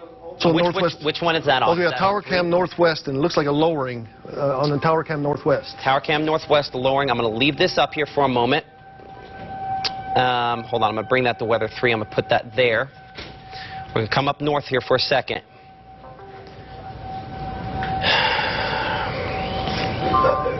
Let's look at the wind mode here.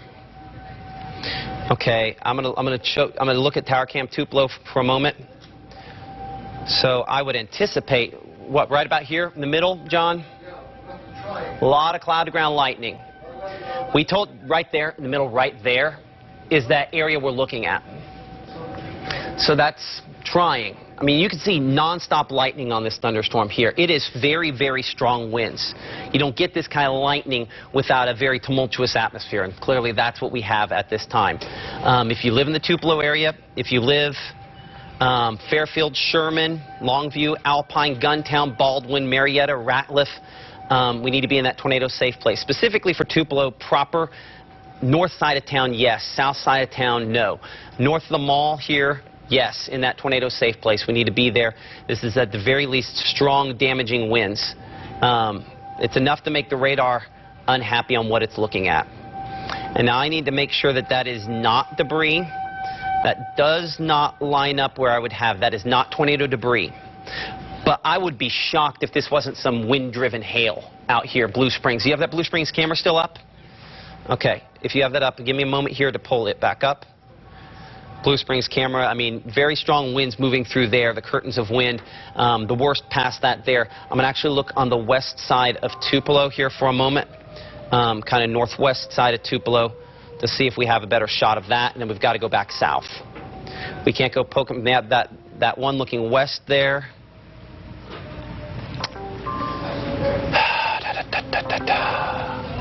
Lots of stuff coming through our discussion here. This is looking back toward that storm. Let's give it a moment. So this is that area of rotation right there. So there's kind of the clear spot. Let me wait for this to come around here.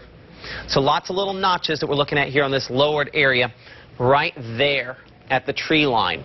So here's what I need. John, Ane, if we could, let's look at, let's double check Sherman. I'm going to double check Sherman here for a moment, if I can. But I kind of want McCullough and 22 looking back toward the west, if we could. I'm going to pull up Sherman. Let me see if it'll bring up the Sherman camera for a moment here. Sherman. And I'd want west. Hard to say at this moment. I'm going to give it a couple lightning strikes, and then we've got to go south. I can't be poking around on something here that may or may not, when we know we have something that could be life-altering. West on Coley, and then we've got to go. Tupelo. No, I need you guys, I need you two to stay, if you can, on McCullough, I-22 West. I'll look west on Coley real quick here. Give me a moment. Did you have something there, Maddie? Okay, it's just bouncing around quite a bit there. Okay, that's what we've got. Let's reset here things for a moment. As you can hear, the tornado sirens start behind the scenes here. A couple things we're watching. Number one, tornado warning up here for northern Lee County, sections of Prentiss, Itawamba, and Union counties. Now, new tornado warning issued for locations including Houston. We told you a little bit ago that you still had some time to get to that tornado safe place. We better be within steps of that here. By the way, we're in ear here, and what Maddie, one of our producers, was asking someone else was, hey, do you need to call your family? Do you need to call your family? Let's call ahead on this one here, because we believe it's still a strong, damaging tornado. The reason I give you that reaction is because you can kind of see a swirl here showing the broader overall circulation with way the debris potentially is falling out of this thunderstorm. As we look back a couple of scans, I'm not 100% certain, looking at that precipitation, that this is still producing a large tornado, but considering its history, let's go ahead and assume it will continue to. The debris is still there, and with the history it's had, if I'm in the Lodi community, I'm praying that this weakens, and certainly it is a strong tornado potential still moving in. By the way, okay, yeah, and they include portions of Calhoun County on that. So let's get the track that includes all those folks, all the way up here toward Houston. And by the way, let's just extend it even farther. So there's going to be folks in there, as you can see. Tupelo will show 1106 for you. It's possible. Could stay this far north. So we're looking Aberdeen now. Your time ticking away at just before 11 o'clock. This is a different storm for the Tupelo area, by the way. Houston, 10:31. Current time is 9:46. That's about 45 minutes-ish, based on about the 50 miles per hour it's moving right now. You've got 45 minutes in Houston. Let's get to someplace safe. To make that assessment, I'm putting this up here while we talk about it. These are not safe. You scan that, it'll show locations there that are safe. And there's another circulation kind of back slightly behind this as well. We're going to watch. So as I slide back northward, because now we have a population center here as well for a moment, where the rotation is starting to tighten up a little bit more. Unfortunately, Alpine. Anybody called Kelly yet? Yeah, they're in the shelter in Alpine. Okay, good. Appreciate that. Alpine, this is trying really hard here. Yeah, National Weather Service saying they're also seeing debris fall out on that other thunderstorm there. So hopefully that means that maybe it's weakened a little bit. It's no longer sustaining it. At the very least, this is some blistering rainfall and damaging winds there moving through Alpine and Bethany, the Birmingham area. Let's look at the Birmingham Ridge area. We are having some radar data issues there because of the angle. Let's go back to Memphis radar. Look the opposite way. As you can hear stuff on the roof here doing what it's doing. That's still rough. New Albany, you can come out of your tornado safe place in town, but Bethany, Baldwin, Frankstown, this is a strong area of circulation and potentially a tornado there moving through those locations. So Hobo Station, Frankstown, Bethany, all in the path of this. Your long track, we show the Jericho community at 950 over top of Alpine right now. Bethany at 951, Baldwin 957. Obviously, a lot of folks we know live in Baldwin, fairly large community. Frankstown at 10 o'clock, Wheeler 10:01, Hobo Station 10:10, New Site at 10:13, and Altitude Community at 10:14. Let's come up here a little bit closer. Hold on a second here. I want to, before we go there, I want to check the second storm back here in Winona for just a second, because there's this second storm we've been watching for a while, and I saw the rotation. It's kind of bugging me a minute ago, and I want to make sure we got this. And so I apologize. I'm disengaging one to go to another for a second, but I just want to make sure while we also have crews on the way to this one that we don't have them in the wrong spot. This is still rotating on this back storm here closer to Winona. It might not produce a tornado, but it's definitely still rotating back there approaching Winona. So in Winona, I need to keep you in your tornado safe place, assuming that you can even, see us at this point in time. We need to be in that tornado safe place, I would say, still. I'm going to track this second area circulation up to Lodi, and we got to track the other one as well. So there you can see Winona 952, 953 Sawyer, Fox 956, Minerva 1002, Lodi 1007, Alva 1011. Doppler radar indicated rotation on this back one here. Let's hope it's not producing, but potentially it could be.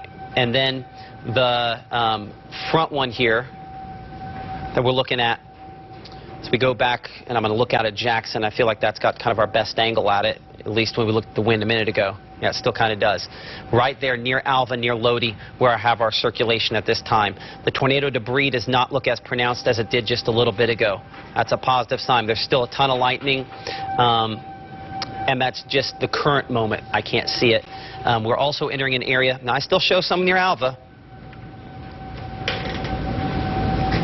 Let's look at the rainfall mode. Still in the precipitation. Still an area of circulation. What this makes me do is I'm going to cast a wider net than we've been casting. So I have to widen this out a little bit more to do that. I want to make sure we have both Alva and Lodi and the folks in advance of this kind of in. So here's your times, as you'll note here. Edgeworth Church at 9:52. We need to be in that tornado safe place. Here's what has probably happened. This is a cyclical supercell. What does that mean? It goes through a cycle. What does that mean? It produces a tornado, it lifts. It produces a tornado and lifts. I think it might be strengthening to where it's about to produce a tornado once again as well. Yes, look at this green here on the front side. Okay, hold on. Last scan, let's come back to this. Then we got to come north to the other storm. Yeah, this could be strengthening. If a tornado is lifted, it might not be for long. It looks like this is about to try to do it again. So I think we need to still assume this is a large tornado potentially on this as it moves toward the east and northeast. So all those times there, if you know someone that lives near some of those places, snap a picture, let them know. We got to come northward as we're balancing a couple of these different storms with different impacts. This high impact because of the places being involved. Let's look Saltillo. We have a camera, Mississippi Department of Transportation camera there that looks back northwest. Let's take it north shot here for a moment along US 45. And is it down? Okay. Well, Well, that does not seem to be working. Also, if we can, for Maddie behind the scenes, we need to try to start talking to some emergency managers if we can to get the latest on this. I appreciate that. So that looks like that camera has come down. We're simulcasting right now on KZ 103 and likely on the farm as well, our radio partners there, as I kind of position this and get a storm track on this. If for whatever reason you don't have enough data where you're at to be able to pick us up on the app, you can also hear us there. Battery-powered radios obviously involved in that as well. So appreciate the good folks there that work really hard to help us out during severe weather as they usually do. And of course, been working with Rick at KZ 103 for a long time. Is he texting to remind me? I always tell him, you got to remind me. Guntown, 9:54 for you, so this is only a few moments away. Damaging winds, perhaps this trying to produce a tornado, and I don't think whether it's tornado or not makes as much difference as this is tornado-like damage from straight-line winds or it's a tornado. And in either case, the damage comes from the winds that are 70, 80 miles per hour potentially out of this as it works its way toward the east. So very strong straight-line winds at least, and potentially trying to produce a tornado there just near Guntown. I'll show another spot. Let's look at the north part here. Let's look for debris. I don't know, even though I got that spinny stuff there, I don't know I can say tornado debris on this, thankfully, because all the blue is kind of out there in advance. So it's trying, but I think it's still damaging straight line winds primarily right now. So let's get a longer storm track on that, with the note that this could potentially produce a tornado at some point in the near future. And this is kind of a fast track. So within, obviously now, the Guntown area, Saltillo 9:55, Wheeler 9:56, Chapelville 9:57, Marietta at 10:03, Centerville by about 10:08. Let's head south here. A tornado-warned thunderstorm that has been producing tornadoes for hours, has produced significant damage. I don't know if we have confirmation of loss of life at this point on it, and hopefully that's something that doesn't happen. But certainly there have been early reports that that could be the case. Not in our area yet, and hopefully they won't be. Hopefully we got enough warning for that. Looking at the wind mode here on Storm Track Doppler radar, I mean, clear cut, still strong rotation showing up. Looking for debris. I don't show the tornado debris as well pronounced as we had it earlier, at least not from Monroe County. Let's look at the debris from Jackson. I don't show debris from Jackson. Let's look from Memphis. That's harder to say. We're looking a long ways, a really long ways away from Memphis. Maybe it's still detecting some debris aloft there. That's still a possibility that's still debris aloft, at least at the scan level of that. So rough stuff potentially still there, and likelihood that this, we should make the assumption that this is still producing a tornado out here near Bell Fountain, southwest of Monte Vista, southwest of Hohenlinden, Manti, Anchor, Woodland, all in the path of this Atlanta community. This is potentially a tornado causing damage, and certainly a circulation that has done it over and over again. And so we just have to be concerned that that could continue to be the case. While I show you that for a moment, I'll pop up behind me a safe place selfie. One of our storm chasers sending us this one a little bit ago, because even storm chasers aren't too big and bad to get in their tornado safe place. You do what makes sense, and what makes sense is to protect your family. So they were on their tornado safe place. I think that was Corey that sent that one in. I'll have to double check that, but appreciate him for sharing that there. Some wind damage in Blue Springs as I go and cycle north to that thunderstorm here for a moment. Some chairs and stuff knocked over. I don't know exactly. It looks like part of that table knocked over as well. As we come back northward here looking for it, I know a new tornado warning has been extended downstream. That does include Tishomingo County. Our circulation up here closer to Baldwin and Frankstown. The wind mode is messy, but continues to show kind of right over top of Baldwin, where our area circulation is right now, moving toward the northeast. Speed on this, I've been tracking it close to 60 miles per hour, double checking with the folks at the National Weather Service. They have it 55 miles per hour, so I think we're still good sitting at 55 miles per hour for that storm track. So let's get that on there. And John, just to double check, the south rotation is still 50 miles per hour, correct? I'll bring in our meteorologist, John DeLucic, here for Last time I checked, it was between 50 and 55 miles an hour, so I can go check again. I will then give you a little more determined, better number on that. Okay. Appreciate that, John, sharing that report, that information with us. So we're going to double tap there. Let's double check some power outages around the area as we kind of assess what this is doing, because that'll also help us to know what has. Okay, so here are our power outages. As we mentioned, some major power outages back in southwest Mississippi, but now, as of the latest update, Montgomery County, of the 3,800 customers that are monitored, almost 2/3 of folks in Montgomery County are without power right now because of a tornado.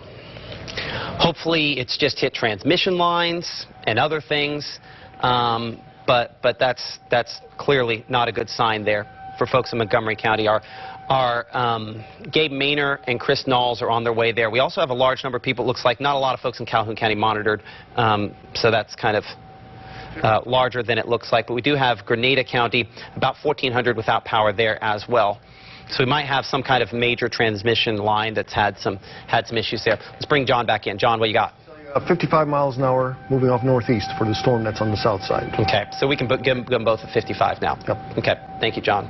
Let's go back here at wind mode. We're up here on a tornado-warned thunderstorm. New data coming in as we speak to give us a better idea. My new wind data should launch here in just a second.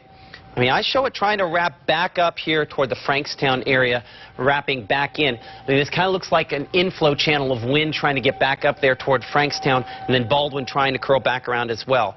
While I can't guarantee that that's producing a tornado, it is trying extremely hard. And that's what this is. That's the inflow back there. And right along County Road 5111, there northeast of Baldwin, is where we have the greatest area of circulation on this potentially. So I do think that's running just a little bit behind the wind mode on this.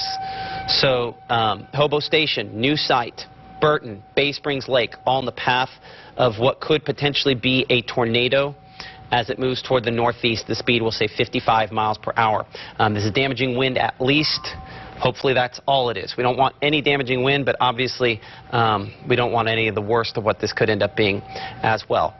Current time is 9:59. WTVA 9 News at 10 is going to start here in a few moments, and Maddie will count me down to that.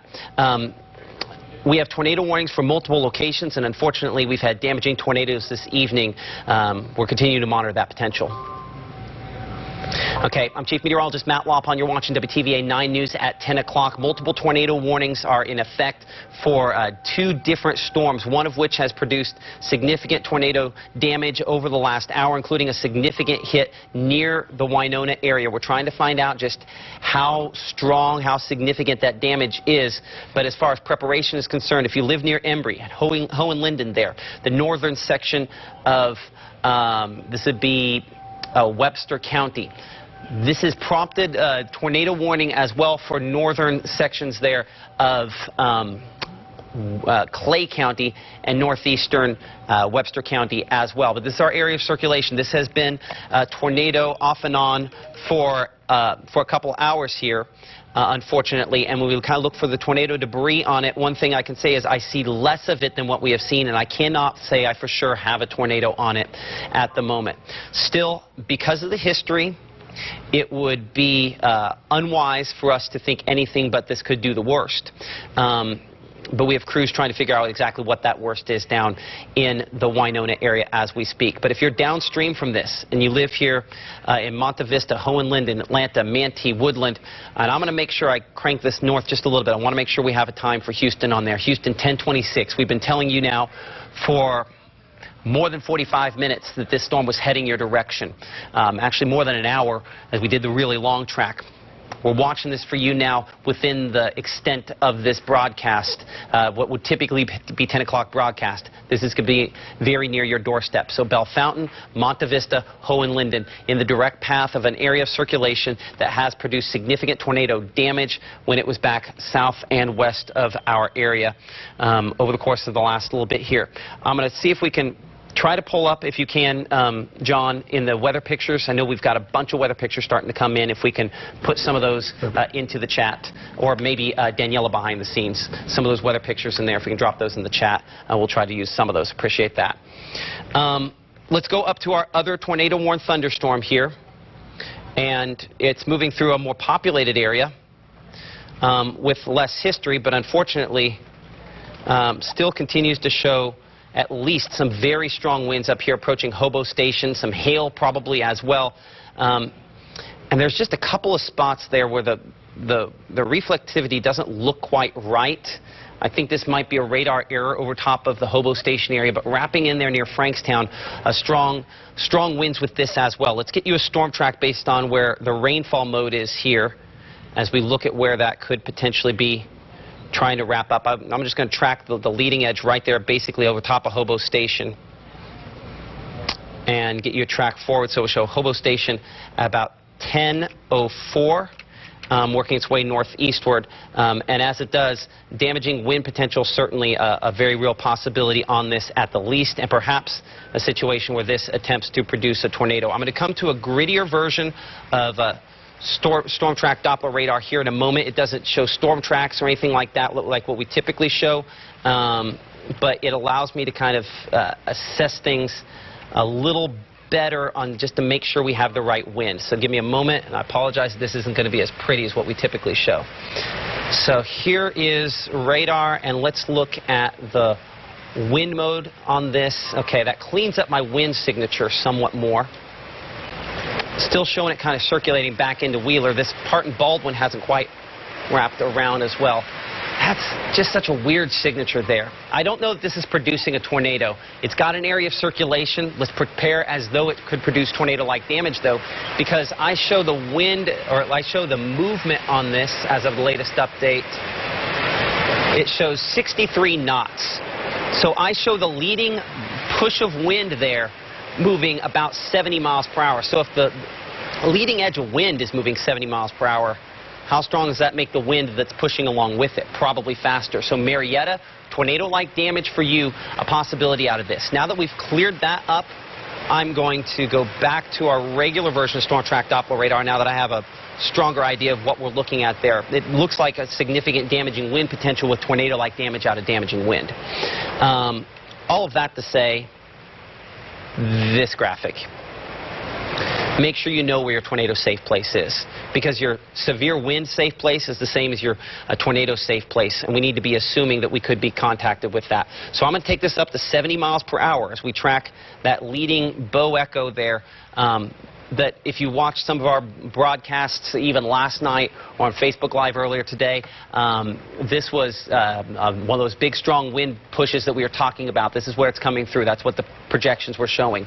We show if it continues at 70 miles per hour, and it might slow down, but let's give you the time just in case. Tishmingo 10:18 for you, new site 10:08, 10:05, Hobo Station basically on top of you now there as it works its way out of the area. After that, strong straight line winds, yes, maybe trying to produce a tornado, though I have not had confirmation of one as of yet as I kind of go back and forth here. There's lots of stuff in advance. None of these blues line up with where I have my circulation. So because of that, I think we're still, thankfully, barely good to go on that one, and so it needs to be treated as tornado-like wind damage, but I can't thankfully confirm tornado on that. As we come south here, a couple areas of circulation that we have been watching on this, and it's the one near Eupora now, Wallfall, that has strengthened a bit more. Hold on. Okay, we've had a couple areas back here. There was our second Winona. I got to move it to where y'all can see it. Let's pull this down. Clearly, if you're in these tornado warnings, as we've been talking about, we need to be a tornado-safe place. But we did have one there, area of circulation kind of moved through Winona. That one's still near Lodi. That's the second one. That's not the original tornado. We have the original tornado that's up here, and then another spot that's closer to Walthall as well. The reason I point that one out is because it's not inconceivable that this has transitioned. John, let's leave it on this shot here, but I want John and Anae to use your meteorological theory for a moment as I pull this off for a second. Okay. Is it conceivable that what has happened is we have watched the original circulation include up into there? I still show possibly we can get inflow on that. I was curious if we thought it had included, and then maybe this was the development of a new one. This almost looks like a separate cell. It does look like strange like that. Like you said, one that's like losing its punch, and then the other one that's now trying to replace the other one, which happens sometimes with long track tornadoes. Sometimes you get like secondary or even third tornadoes through time. I mean, it's just like one track ends and another one kind of starts within miles of the old track. I'm not saying that's happening right there, but you bring up a pretty good point. Okay, so agree, Anae? Okay. So there's where I'd say are two areas. You have your legacy area, the area that's been the area of circulation that's caused the damage back out in the delta, that probably caused damage. Do we have, by the way, confirmation, additional confirmation of damage from Winona yet? Emily? Right now are power outages and trees down. Power outages and trees down. So we know we have trees down there. It hits really early. I'm hoping maybe it stayed just south of town, but certainly... What other counties do we need to check? We need to check with Webster. We need to continue to check on Union, Prentice, perhaps Northern Lee, and then eventually Tishomingo County. Couldn't hurt to maybe do Pontotoc and Union, but we can get there at that point, because I don't think it was as strong when it moved through there. Okay, so you can see in advance of this, Houston, the discussion has changed. For hours we've talked about a confirmed tornado emergencies. We are not at that level. I can't confirm tornadoes on this now. Okay? That is one shift that thankfully has occurred with this. But I can still tell you that these storms are still in an environment where it could possibly happen. John, I want to check. You've been putting some things in our chat, you and Emily. What's kind of coming in there? Well, we got a lot of shelter photos, but we do have reports from Ellistown here in the last half hour from major hail in the Ellistown area. A couple of times that was reported by one of our viewers, Chuck.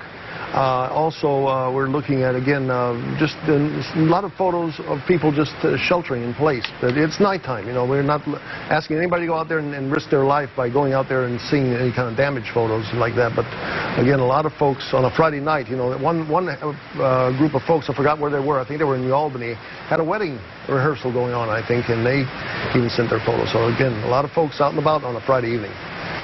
Isn't it the rain on your wedding day, get your ring free thing? They might not do that anymore there, but hopefully they were safe in their safe place. I appreciate this picture coming in from a safe place selfie from the Algoma area a little bit ago. Everyone there at the shelters within steps. When we say within steps, that's what we mean. You know, you don't necessarily ever have to be for hours inside the safe place, but once that warning is issued, yeah, you do. So I hope those folks are all good tonight. As we look at the areas of circulation down here in Chickasaw and Webster counties, I do think we have more clarity on this northern circulation. That's unfortunately looking stronger. Let's see if that's a little ahead of where maybe we'd see it near Hohenlinden, obviously, where I'd have our circulation there south and west of Woodland, continuing to kind of move east and northeast. I'm interested on this little appendage there. No, that's a different precip core. So at least we're questioning this, because there was, unfortunately, for hours on end, no question. At least this is questionable now. So let's get a storm track, and we need to head back north. So I'm going to do two storm tracks. I'm going to track the northern one, the one that's been doing it for a long time. We're going to clip Houston with that. And so we show Woodland at 10:16 for you. Current time is 10:10. Looking at Houston at 10:22. We've been talking about you for a long time here. Tornado safe place. Van Vliet at 10:19. We're looking at Wren by about 10:40. And a reminder that tornado safe place, the lowest floor of a sturdy structure, but also unsafe places are any time we find ourselves in a car, truck, a mobile home. We need to make sure that we are not in those places there and that we find sturdy storm shelters. Out here, Wren, eastward, we can make an argument that you can do that. All the rest of these folks, unfortunately, we're kind of locked into our location at this point here, and hopefully it's a safe one, but we've tried to give you as much heads up as possible. Current time is 10:11 p.m. You're watching WTVA 9 News at 10. I'm Chief Meteorologist Matt Lawpon alongside our meteorologist John DeLusick and Nay Scales. Our Ethan Foster is on his way. Ethan's in Starkville. Okay, in Starkville and Shelter. Okay. And then our Gabe Maynor and Chris Knowles are working toward Winona, where we believe we've had a pretty significant tornado track very close to town. Ethan's in a safe place in Starkville right now. Ethan's in a safe place in Starkville. Okay, perfect. That's where we want to keep people, is our people, and hopefully you keep your people is in those safe places. Luckily, we're still questioning whether or not this is a tornado up north. What we aren't questioning is whether or not this is strong straight-line winds. We think this is probably 70-mile-per-hour winds, so tornado-like damage along the leading edge of this, approaching Moores Mill, Tishmingo, working near Minot there in Cherokee, Alabama eventually, but it's eastern sections there, pretty much right at Bay Springs Lake. You can see the outline there. That's Bay Springs Lake. We go back to the precipitation mode there. And we're going to, again, we'll say 65 miles per hour is the forward motion, which might honestly be a little bit slow. And so Bay Springs Lake we show at 10:13, Tishmingo at 10:17, Dennis at 10:20, Peterstown 10:23, Belletti Springs at 10:24, and Maud Community at 10:24. This is Doppler radar indicated area of circulation that could potentially be a tornado. And at the very least, it's strong straight-line winds. It's issued because Doppler radar saw rotation. The hail is also potentially there as well on this. So let's talk about everything else. Let's just take 2 seconds here and talk about what has everybody else got. Okay, so on the very broad scale, I have 2 storms that we still have significant concerns about. The rest of this, I mean, maybe there's something back here we'll have to watch. Because this still has some clean inflow from the south, so we'll have to watch that. We'll look closer at that here in a minute. The rest of this is just rainfall right now. Maybe some hail from time to time, but primarily just rainfall. So that's why we're concentrating on a couple of these spots, and we're not mentioning you in Columbus. That's a good thing. We're not mentioning you in Starkville at the moment. That's a good thing because you're still kind of ahead of this as well. But that's why we're concentrating on a couple of these specific areas there. Our long-term circulation down here, though, in southern Chickasaw County continues to approach the Woodland area. I'm going to check it from a bunch of different radar sites to see if we have the best angle. We should be with the best angle from Monroe County, but that does a pretty effective job of showing it also from Jackson and from Memphis. So I show it approaching the Woodland community within the next few minutes here. Again, 55 miles per hour. We'll put that into Woodland within, I mean, what, the next 2 minutes? Maybe 3 minutes at most. So this is a Doppler radar indicated area of wind that could potentially be a tornado. It has not been confirmed in the last few minutes, but previously we had strong tornadoes out of this thunderstorm. And so we have to assume once it's done that it could make a comeback and do it again. Discussion with the National Weather Service talking about how the winds aloft now getting up above 70 miles per hour, and some of that could potentially be trying to push down toward the surface, but still potential there for strong tornadoes in their assessment as well. So as we look at this, where this storm has been for just a moment here, I'm gonna get a couple of, hold on. So we also have right where the arrow is near Mantee Road. Rainfall mode. Let's bring it in closer to Monroe County and let's see there. Near Mantee Road, that's trying to get more organized as well. I mean, you can see the mid-level, the circulation up aloft showing up there.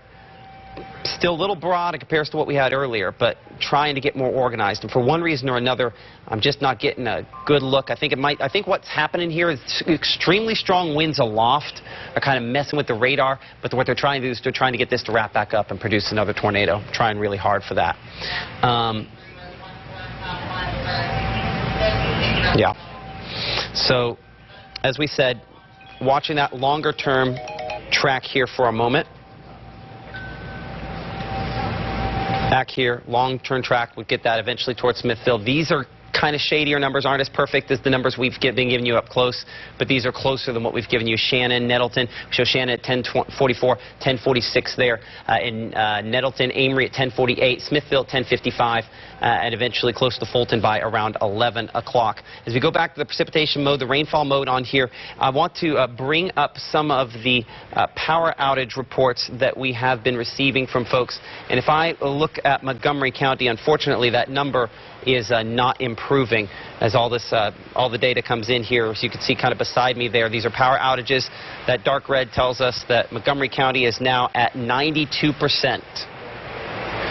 That's more than 9 out of every 10 customers no longer has power because of this thunderstorm and the tornado damage that it produced. There's no question, by the way, that this was a tornado. Weather Service will tell us how strong. But unfortunately, that's a very large percentage of Montgomery County that are without power at this time. In fact, as I move that'd be Entergy. If you give me a moment, I'm going to see if I can bring up some of those. I do want to bring John back in here for a second. Okay. John, what are we seeing kind of social media and stuff? I know we're getting a little more information. Here are some reports we got from, first of all, from Montgomery County, trees down, power outages. Webster County, no problems as of 10:05 that we know of. Union County, they report heavy rain, reporting power outages in Union County. That's from one of our folks here that works with us, Bill. Prentice County also reporting some flooding in the Boonville area. Lee County, also heavy rain there. In Lee County, traffic lights out at Lakeside Drive and 145 North, and no reports from Pontotoc County right now of anything bad that we know of. Okay, that's our meteorologist John DeLucic with a bunch of different reports. Thankfully, those aren't as bad as they could be. Unfortunately, as we kind of look back out here toward Winona, now we're getting kind of an idea on the scale of the power outages and what exactly we have. This coming from the Entergy folks there. As I kind of bring this on for a second, these are all the unenergized lines, and as you can see, everything in the city grid there of Winona is out. In fact, wider shot here, it looks like power is out. North of town, it comes back in up toward Duck Hill with power. Those are probably the folks there in Montgomery County that have power right now. Power out Kilmichael. Power looks like it's out all the way Entergy customers there through Stewart along 82. Not quite to Eupora on that shot there, and then all the way south there into northern Tala County as well through Vaden. So large number of power outages associated with this, and the wider shot, I mean, it's kind of easy to tell where this tornado kind of came through all the way through there, unfortunately. So massive power outages, reports of damage continue to come in, unfortunately, so we'll be getting more information on those as we go throughout the night. Current time is 10:19 as we're watching tornado warnings for a thunderstorm that has been in the reorganizing phase for about the last 15-20 minutes or so, and we're hoping it doesn't take the next step. We're looking up here near Woodland and the Anchor community and Dancy. There's a couple spots along here that we have to watch. I'm going to use our track on this at a couple different spots just in case, because I'd rather be safe than sorry. And a lot of times we try to pinpoint it down to the street. I don't have that kind of accuracy at the moment on it because there's nothing that I believe is on the ground at this instant, but I think it's working to try to produce another one. Manteam, we show that 10:20 for you. Sparta at 10:24. This is the same storm that produced all those power outages we were showing you back toward Winona, where the entire community is out of power at this instant from what was a likely tornado very close by, if not overhead.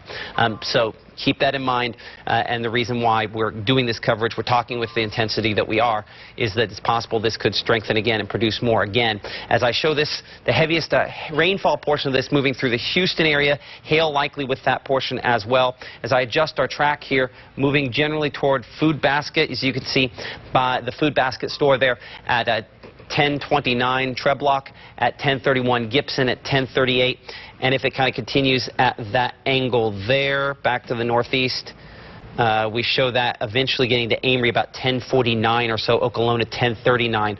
Doppler radar indicated area of rotation that could potentially produce a tornado. Let's come northward for a moment. Let's look at our other tornado-warned thunderstorm up here into Tishomingo County. I know we've been off of this for a few minutes here. We've got to come back in. And I apologize, we're trying to kind of juggle a couple of things as this has moved into and through Tishomingo in the last couple of minutes here. So as we look at this, we're looking at the wind here. This is primarily still straight line winds, but a potential that this could still try to wrap up and produce a tornado on the north side there. It's a very rough looking return. You can see where the winds are kind of going into the thunderstorm. There's some question of whether or not it's perfectly wrapping around. It's a good thing. Questions are good things, because unfortunately there was no questions in Winona, and you see what the result of that has been. So looking at this here, I show maybe north here we have the spot where the wind is kind of getting in just the wrong spot. It's possible that maybe this could try to produce a tornado. As I look back here, I do not see a point where I think we've had tornado debris. Like I'd be watching this part there near the altitude community at about 1010. And if I go back and look at the tornado debris at that time, I just don't see it. So I'm hopeful that we have not produced a tornado on this, but radar is not perfect. And so at the very least, this is damaging straight line winds that's come through the Tishomingo area.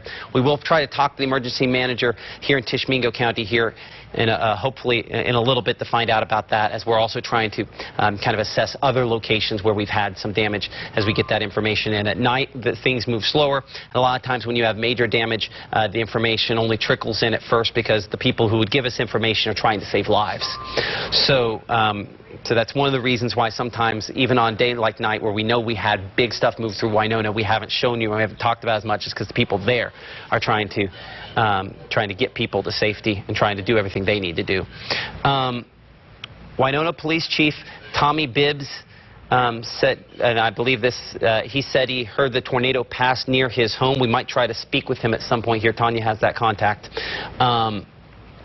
This picture coming from him, and I mean clearly he's got more important things going on. That looks like a lot of trees in the lights there as they're trying to figure stuff out. Power out all throughout Montgomery County because of that storm, and so that's clearly what he's looking at there is some of that tornado damage that occurred there in Montgomery County. Appreciate Tanya for relaying that, or Tanya Carter from the Winona Police Chief Tommy Bibbs, as they're unfortunately trying to continue to assess what exactly has happened. Current time is 10:23. I'm Chief Meteorologist Matt Lawpon alongside our meteorologist John DeLusick here. The rotation on this thunderstorm moving through southern Chickasaw County is not what it was 45 minutes ago. It's not what it was 30 minutes ago, but it's still maintaining some rotation, broad rotation. I would honestly, you can argue a couple spots along here where it's the strongest. I would say down here closer to Sparta. Frankly, the radar site there out of nearby Monroe County just doesn't have as good a look at it, I think, as some of these other ones that are just doing a better job of showing it. And maybe that's just because we're also looking higher. That tells me that the lower one is not necessarily concentrating as much here. John, I'm gonna toss this to you for a second here as you kind of give me an overview here for a second, and just kind of where things stand at this moment here. Right now, again, from the things I reported, just repeating just a few moments ago, everything's in pretty good shape in the Pontotoc area that we know of, other than some hail reports and some gusty wind reports. We do have still some traffic lights out in portions of Lee County on 145 North on Lakeside Drive. Prentice County reports of the heavy rain here in the last hour or so. Again, very intense rain that caused some flooding in the Boonville area. Union County, WTVA, one of our reporters from WTVA here and works here at WTVA, Bill Hughes, reporting power out in the New Albany area and heavy rain here in the last hour. Webster County, no problems as of just a little while ago, and Montgomery County, down trees and power outages. Just one thing to mention from just a little while back, we did, when that storm went through the Yalobusha County area, that storm that went through the Winona area and Montgomery County and those areas, well, that did prompt some downed trees in that portion of the world, along with north end of the county seeing a majority of the downed trees and power outages in the northern end of that county. So again, a very serious situation across our neck of the woods. We got, again, a couple of pockets of thunderstorms out there, one that passed through northern Lee County, now working its way into portions of Prentice and also Tishomingo County. That one right there still continuing on the severe side, and we have also some more strong to severe thunderstorms, as we have mentioned, through the Winona area, and still not getting much from Winona, are we? I mean, not much. Okay. This is unconfirmed, possible damaged homes in Guntown. Okay. So we're going to be checking out on that. We do have possible. Craig Ford up there. Our news director Pat Peterson mentioning that we do have some possible damage in the Guntown area to some homes. Craig Ford's headed that way. One thing to mention again, if you've been following, obviously that storm went through the Lodi area and also the Winona area, and still keeps moving now through portions of our viewing area. That one again has not to the intensity as once was, but when it went through Rolling Fork and Silver City, unconfirmed right now that we know of, but there are several reports of fatalities and just destruction, according to numerous sites on the internet. Folks just reporting destruction. Reports of multiple injuries, still trying to officially confirm the fatalities, but unfortunately we think that's bad situation. Bad situation. And here's Matt again. And that's our Pat Peterson, John DeLucic talking through some of that. Also, our Chris Knowles there, along with our Gabe Maynor, making their way into Winona. Reports from the emergency manager there of roofs off of houses there. So they're in Montgomery County, unfortunately, with that. So that is the thunderstorm that has prompted this tornado warning that is in effect here in Chickasaw, northern Clay counties. National Weather Service is going to have to make a determination on whether or not they want to extend the tornado warning. It's set to expire here in 4 minutes. They might go severe thunderstorm warning, tornado possible. That is a positive improvement.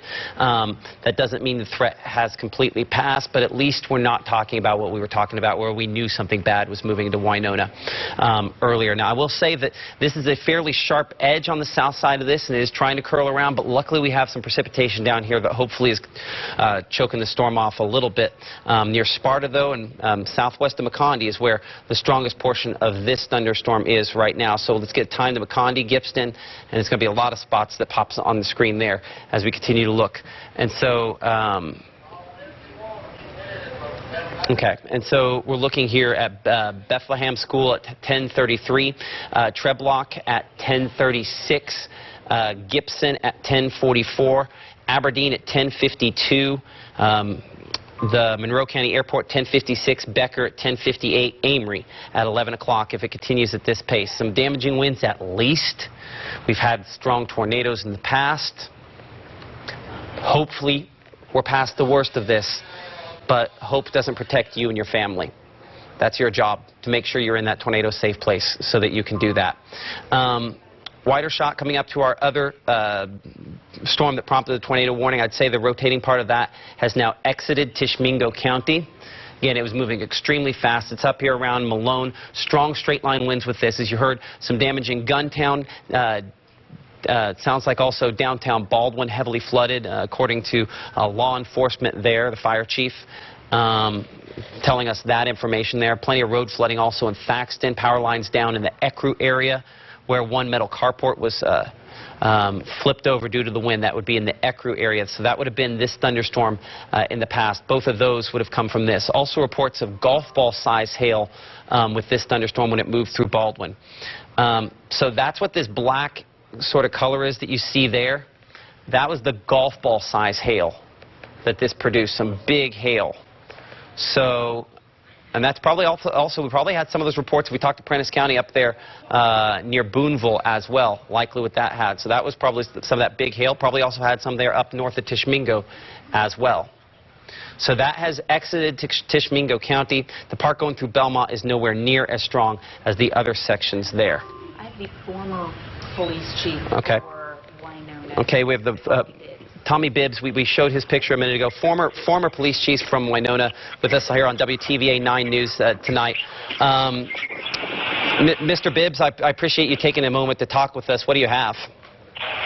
Well, we have a lot of trees that are down around my house, but I have a little house damage, but I think right down the road I hadn't got down there yet. For the former mayor stays and a firefighter tell me that some of those houses are completely gone down the road on Highway 407. And where in town-ish do you live? Like southeast of Winona on Highway 407. Okay, southeast on 407. And when you say gone, I'm assuming we both mean the same thing when you say gone.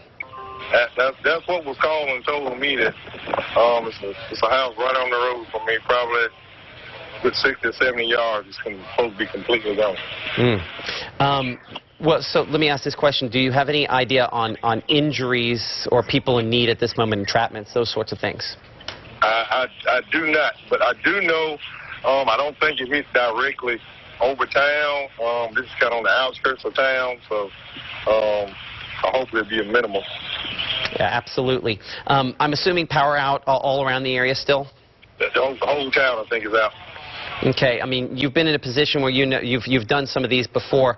How bad would do you feel? I mean, what's your just overall opinion? Let's say from 1 to 10, I give it an 8 or 9 from what I can see on my porch looking out. But if I get to go down 407 where it went direct over, I'll probably get it at 12. That's not encouraging.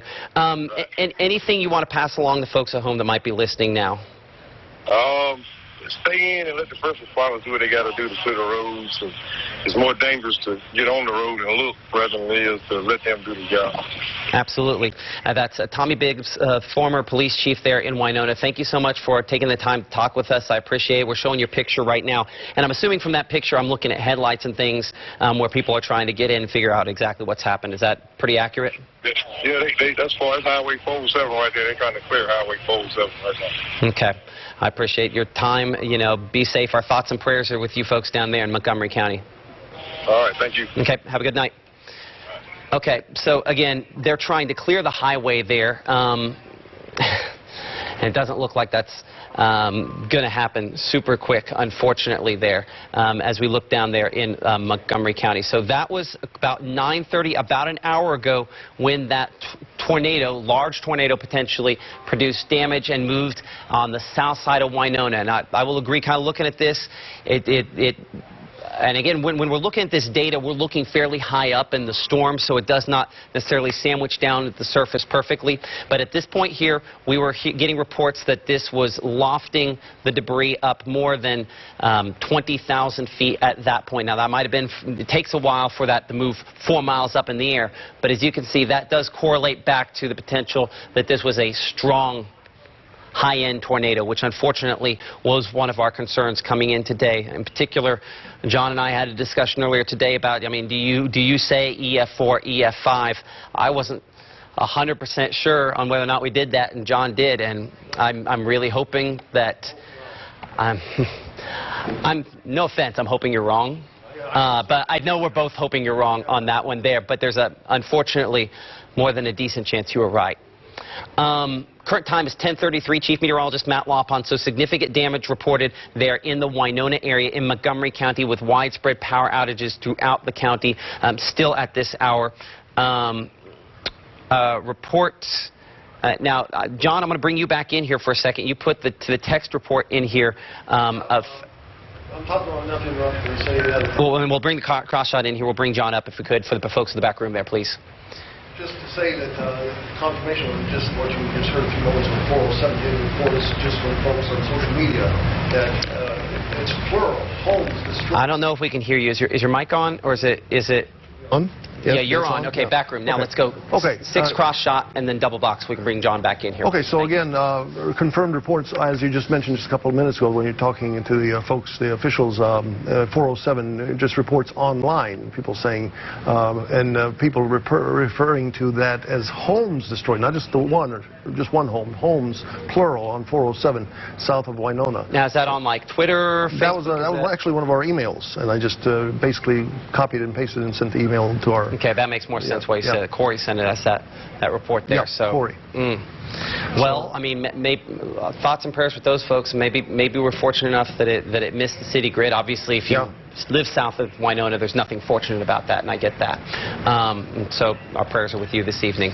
As we pull that down, this is the part of the thunderstorm that has been rotating for hours. This thunderstorm with a history of producing tornado damage all the way back when it was in southwest Mississippi. Reports near Rolling Fork of significant damage, injuries, reports of damage in Silver City. We showed you that significant damage earlier on, and that is the thunderstorm here that's near Treblock. that is kind of moving northeast because that also produced that significant damage you heard John just talking about a moment ago there in Winona on 407. Let's go ahead and make sure that goes in the National Weather Service chat. Anae, would you be able to, you can go over here to Jackson and make sure they're aware of the location along 407 on the south side there of Winona. Our concern is that perhaps this is, and we've been watching for a while, it's been a concern that has yet to be realized that this could try to strengthen once again. This is as organized as this thunderstorm has looked in the last probably 20 minutes or so, maybe 30 minutes, where we have a distinct area here where we have the precipitation on the backside here trying to wrap back around this.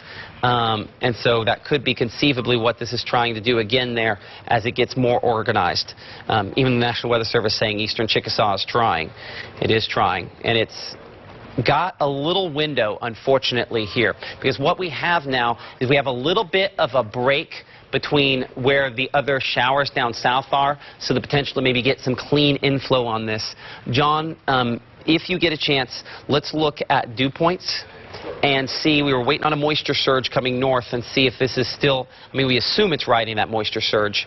And I haven't talked about flooding, and there's some flooding issues out there for quite a few spots. Okay, I noticed that our over-the-air on NBC is down. The tower. And ABC. Okay, there's an issue there at the Woodland Tower. Okay. So no NBC. No NBC. No ABC. Only on Fox. Only on Fox. And we're also on the WTVA Weather and WTVA News apps. Over the air. So, and MeTV. So our over-the-air signal has gone down on some of those. But we are on Fox. Okay. Good deal. And MeTV? Okay, Fox and MeTV. Okay. So WTVA News, WTVA Weather apps. If your signal goes out, and it does look like we are back. Nope, that looks like a locked up image there. So we'll see if it comes back over the air here in a minute on our transmitter side up there. For a moment, before we go in too far, I want to take 2 seconds here. And they're upgrading to a tornado warning. We're not going to do that. We're going to come back in. So new tornado warning. Yep. See, we talked about it. Had that little zone there out here. Amory, Smithville. They're going back with tornado warning on this because of the history of this storm, and it definitely has strengthened. Heads up for you. New tornado warning coming on this here in just a moment. They're going to take it all the way to the Alabama state line. So as you can see now, until 11:15 p.m., tornado warning issued here for eastern Chickasaw and most of Monroe County. The most impressive part of this is a little bit north, potentially a little north of Aberdeen. Let's check it. That's close. I would say it's centered more on Becker, but certainly we show Wren at 10:48, Amory at 10:53, Hatley at 10:56. Watch the potential there that we could have a damaging storm and potentially a tornado moving towards Smithville at 11 p.m. This is the same storm that caused all that damage south of Winona and all the way back into the Delta, and it's trying to strengthen and do it again. It is probably not at this instant doing it, but it is close, because what's happening here is this inflow area is going to wrap back in, and this is going to kick back out, and it's going to try to do it out here close to Gibson, maybe just east of 45. Alternate is where it's kind of looking at. I'd be looking closely. This is Egypt right there, very near Egypt Road, about a mile and a half east of the 45 alternate area, where it is going to try very hard to wrap back up and produce another tornado. Amory, with what we have had happen tonight, Smithville, I know how you feel when I call you out on any storm. This might not be at that same level, but it has gotten a lot stronger, and it has a history of doing it.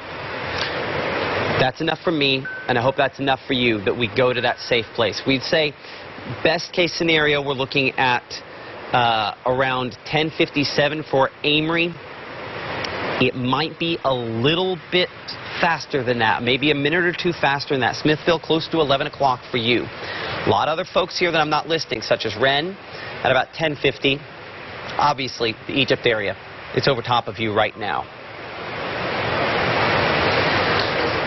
And I'm going to bring in our meteorologist, John DeLusick, here for a second, who has some information. Yes, John? The dew point, that little moisture surge that is showing up right now, basically, we're at that point right now in Tupelo and areas southward toward the Golden Triangle. As a matter of fact, Starkville coming in at about 70, lower 70s dew point right now, and there's a good surge going all the way up into about feeding that storm that's been coming in basically it's on the tip of that dew point surge. Yeah, you're right. It looks like it even looks like a little wave there. Yeah, it's a big wave. It's just coming in. And again, I'm not sure about that Starkville that's 72, but that's a pretty high dew point for Starkville. So what this is this is the moisture nose, and it's basic. Think of a surfer riding a wave, right? And this is riding the wave of moisture here, and it's followed that leading nose of the stronger winds aloft and moisture for hours. The likelihood is that this could produce a tornado, and a strong tornado, soon. So if it's producing one or not right now doesn't matter. A strong tornado could be coming for this storm very soon. Yes. Hold on. Okay. While tornado damage, let's pull John down here for a moment here. While tornado damage isn't something I can confirm at this moment here, I would say where we talked about a moment ago here, right there near Egypt Road, this is probably going to be a tornado within the next scan. So I believe that we are within moments of seeing this produce a tornado once again. The only positive here is that this is not the most populated portion of Monroe County, but unfortunately some of the most populated portions of Monroe County are in the path of this. So as I go back to the wind mode here, that's not a good thing. When you see the red, and it's kind of a radar error there, but when you see it like that, a lot of times we're looking at debris the next time we get data. And I can't say for sure that that's not already Turnbull Road right there on Egypt Road. We'll get a new scan here in a moment, and there it is. There's our tornado, right where we talked about a moment ago. Here we are. So we now have a tornado on the ground, Monroe County. Egypt Road, just east of that by less than a mile. Tornado on the ground doing damage at this moment on Turnbull Road in Monroe County. We need to make sure that we're in the middle of a sturdy structure, a small windowless room where we can wrap up with blankets and pillows, put on a helmet to protect ourselves from debris, and stay there till we can give you the all clear. Significant damage possible out of this storm at this time. Let's look at the precipitation mode that's going to make sure we get the right angle on this. This is moving more north. Wren. Right now, this is wrapping more north. White Rock Road, up here working in the direction of McAllister Road. You're in the path of this in the next couple of moments, and it might be moving faster than what I think it is. I'm going to track this a little faster. I might be too fast. I'd rather be too fast than not. But, Pat, we now have a tornado in Monroe County. Where's Craig? I've got Ethan in Starkville and Craig going to Boonville. Okay, then let's take Ethan up to this. Okay. I mean, wouldn't you agree? Can he safely get from Starkville to... We'll look at that. Remind me in about 30 seconds here. Okay. There's some times. Wren, 1050. I went up to about 60 miles per hour on this. This is textbook stuff here, unfortunately. Tornado damage on what is possibly a strong tornado occurring right now in Monroe County, just east of 45 alternate. Approaching US 45. Where it shows Wren there at 1050, that would be where it crosses US 45. So as you can see, large tornado, considerable damage possible out of this thunderstorm, an extremely dangerous thunderstorm, and they've taken it up to 65 miles per hour on the movement. We're going to get a shot here in a moment of the angle that's coming toward Wren. So it didn't move as far north this time. Unfortunately, this storm's finding balance, and that's not a good thing, because the balance is going to allow it to maintain this tornado. Bigby, Wren, Amory. Let's go wide here for a second. John's going to have to tell you whether or not Ethan can get up there. I'm not going to have time to go to that. So, Wren. Yeah. Close. Maybe just south. I wouldn't go by my maybe on this here. We need to be in a tornado safe place. There's going to be people with Wren addresses, people that consider themselves residents of Wren, that this is a strong tornado. And Amory, this is a close call. Let's do a wide track here for a moment. I'm going to track it at 65 miles per hour. I'm going to go 60 miles per hour. I'm going to track it take this picture, send it to somebody. Find somebody you know in Monroe County. Somebody text Craig's wife. Make sure they're aware that this is a strong tornado on the ground. This is a storm that's had a history of producing significant damage and is producing a significant damaging tornado right now. And as the folks of the National Weather Service Birmingham looking at this storm say, velocity's off the scale. I mean, this is a bad one. Middle of a sturdy structure, a small windowless room, wrap up in blankets, pillows, put on a helmet to protect yourself from debris. If your city is in that list there, we need you in your tornado safe place. Now, let's come street level here. Let's look at what we're looking at. And by the way, this is a situation where, unfortunately, there is no question. White Rock Road, this is a strong tornado producing significant damage now approaching McAllister Road, moving 65 miles per hour. That's more than 1 mile per minute. Call ahead. Ren, people need to know. I mean, you see that dot there in the middle? That's the middle of the tornado. And there's the damage, the debris circling around the middle of the tornado. Right now, we're very close to the radar site, so it's highly likely that we're sampling a good chunk of the tornado and certainly the circulation just above the surface. This is a strong tornado that Ren, let's show the time here, and I show current time is 10:46, 10:47 Ren. An old Ren Road, this is going to be extremely close.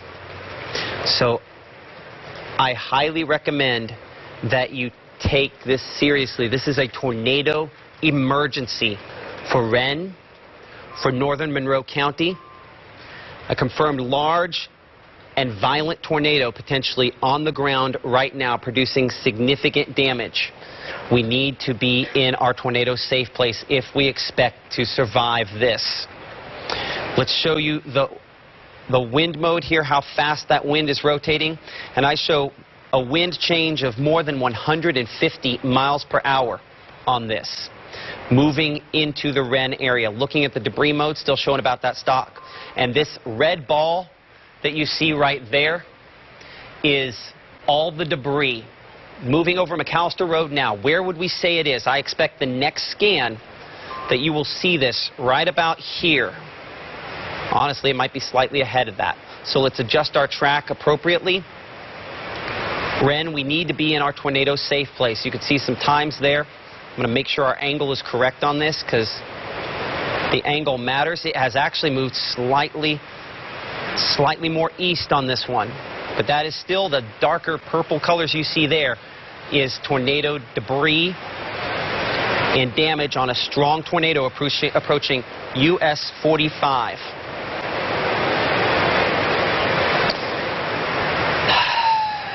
This is a bad one, and this could be a loss of life situation. If you know folks who live on Little Coonwa Road, US 45, approaching 45, this is regular 45 there. This is 278, we're west of Amory here. This is a tornado on the ground, Watley Road. Every bit you see here is because of a significant tornado causing damage. This is as low as our correlation gets. What we're looking at is we're looking at trees, tree branches, dirt, and possibly structures. This will be a killer if it hits you and you're not in a sturdy structure. This is a strong, damaging, life-threatening tornado. Now let's get an angle for Amory for just a moment here. As I place, I'm going to just do it on my screen here. Make sure we have the angle right. Okay, this is north side of Amory. Maybe just north of the waterway. I'm going to adjust our stuff here in just a second. Let's get it to the latest scan. We're now just east of 45. Just east of 45 now on the latest scan here. Just east of 45. We're hearing significant damage reports coming in there. We'll find out more. Hey, Pat, where is that at? The Valero on North Lock right here is wiped out and destroyed. There's a picture up in weather. Oh, okay. Okay. Yeah, we'll look at that here in a minute. So some damage, some wind damage in the Tupelo area as well. I mean, that just shows you outside of this. So some significant damage even outside of these storms. But Amory, clearly 5 minutes, best case scenario, Midtown. This is a close call on the north part of Amory. We've got to be in a tornado-safe place. This could have the potential for catastrophic damage. As we mentioned about 5 minutes ago, tornado emergency now in effect for locations in Amory, Bigby, Flynn, and Smithville. As I extend this track ahead, make sure that we have Smithville in that track. We show 11:03 for you. New Salem at 11:08, 11:10, Tilden Academy at 11:14. But Wren over top of you now, a damaging and potentially deadly tornado. If you're a praying person, we've had to ask for this a couple times tonight. Hope you'll say some prayers for those folks down there in Monroe County tonight. They definitely need everything they can get. Coontail Road. Now we show it just south of US 78. This is the Tennessee-Tom Bigby waterway there. This is Bigby. This is going to track extremely close to where we had a damaging tornado a couple of weeks ago. Looking at the wind mode, yet to update on the position, but that's a strong tornado at this moment. It does look like we're back on over-the-air. In case our over-the-air signal goes out again, we are streaming live on Facebook Live, WTVA News, WTVA Weather app. Check that out. That's a place where you can stay up and ahead of this. Tornado debris lofted so far at least 7,000 feet up in the air with this. As we talked about earlier, the height of how high that tornado debris is lofted correlates back, comes back to how strong it is. So now we're talking possibility that we're dealing with a strong tornado, at least EF2 in strength there. Considering the strong winds that we've had on this, and the wind reports we've seen on Storm Track Doppler radar, there's nothing particularly shocking about that. The wind mode yet to really update on that. Okay, so a couple things going on. We have a big radar error here. That's a huge radar error on that, but that still shows likely a strong tornado here just east of Amory. How far to Amory are we talking about? Let's get a storm track that has everything I could put on it for a moment, and then I'm going to move that down just a little bit. Actually, I'm going to move it to the middle. I'm going to try to cram as much stuff on here as I can for a moment, because I want to keep Amory City Grid on this. And again, assuming we're moving 65 miles per hour, I would say the western few streets in Amory were now less than 2 minutes away. This is a strong, life-threatening tornado that's going to move either extremely close to Amory or in through the northern part of the city of Amory. And here's the thing about this. Y'all trust me too much, okay? I tell you where it goes, and some of you are like, that's where it's going to go. But the reality is that this could be changing directions, okay? So Amory, we need to be in our tornado safe place. We got a new scan coming in here as we speak. Oh, man. Like, north side of Amory, this is coming in. Oh, man.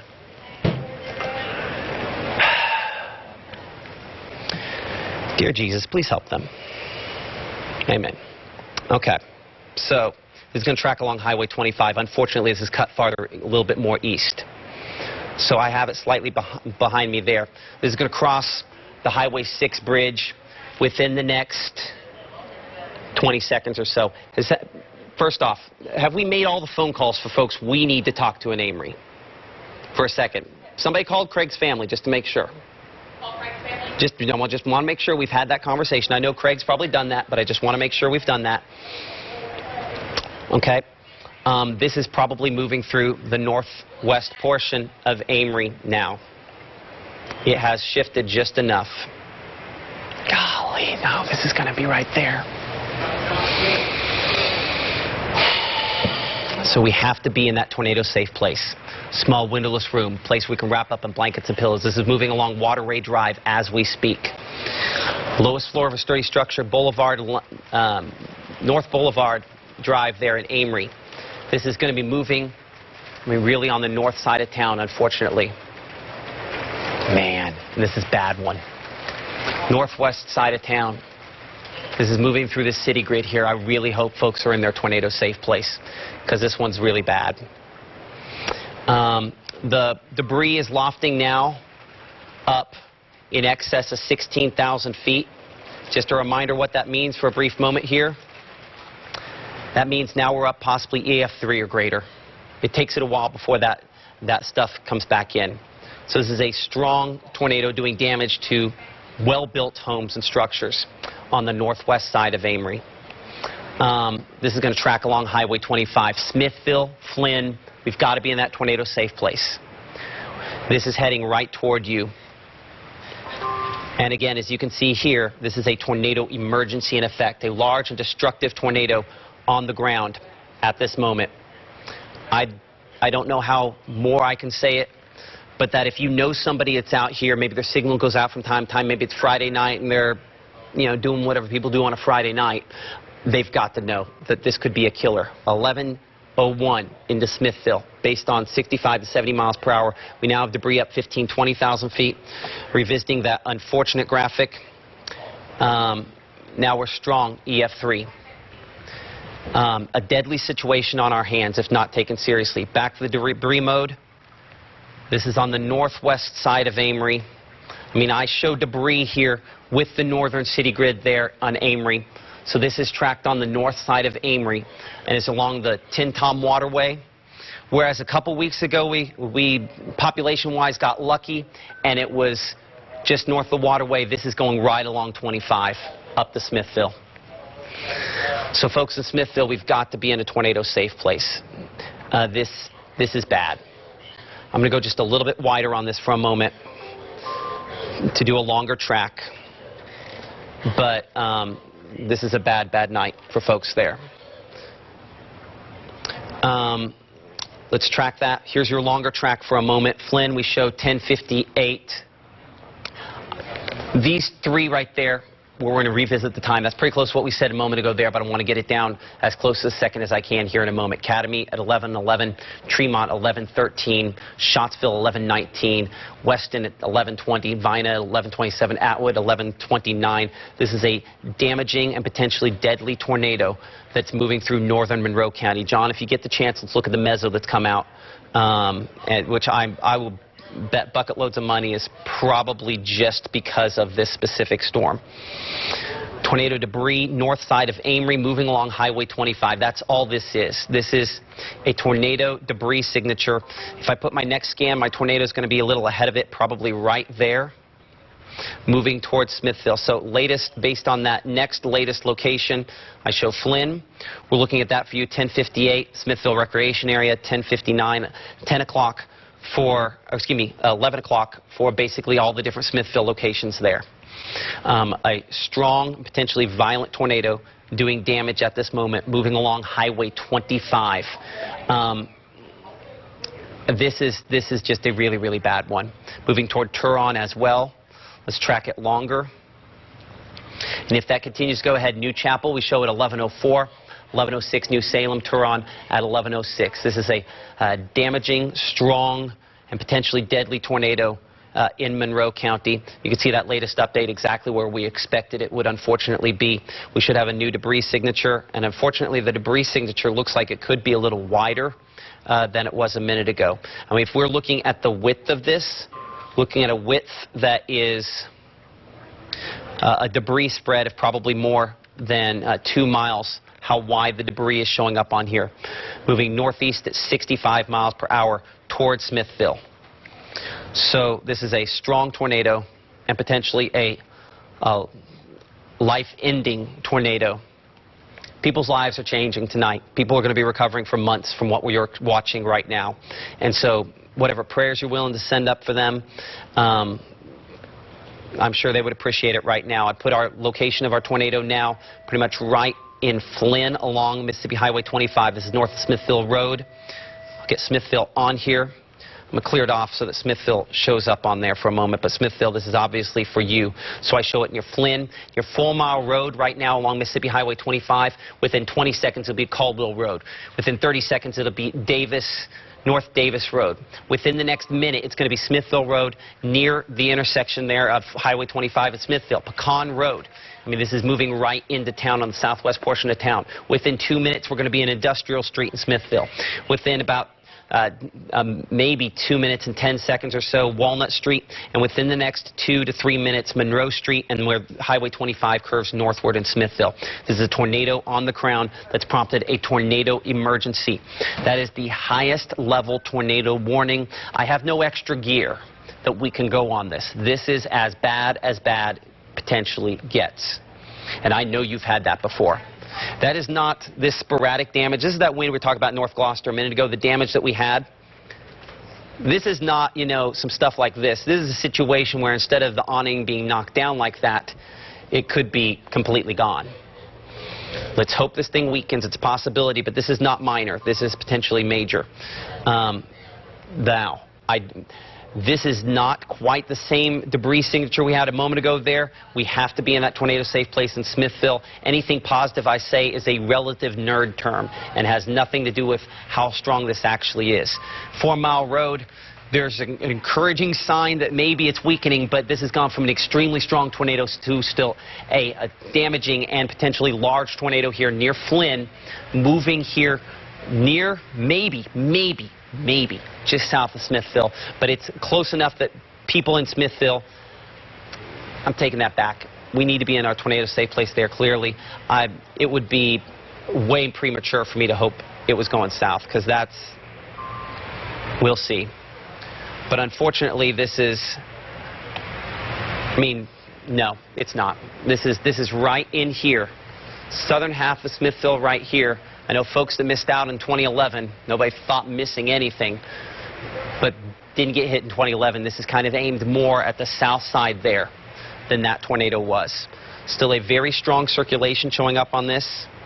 And there it is on the latest scan. I would show it near Smithville Road. Right here is where it is. That wind is a little behind. That means a new debris signature showing up on the south side of Smithville area, along Smithville Road, Gap Road, Seminole Road, all basically now by this moment, because it takes at least a second or two to get that data back, now in the tornado.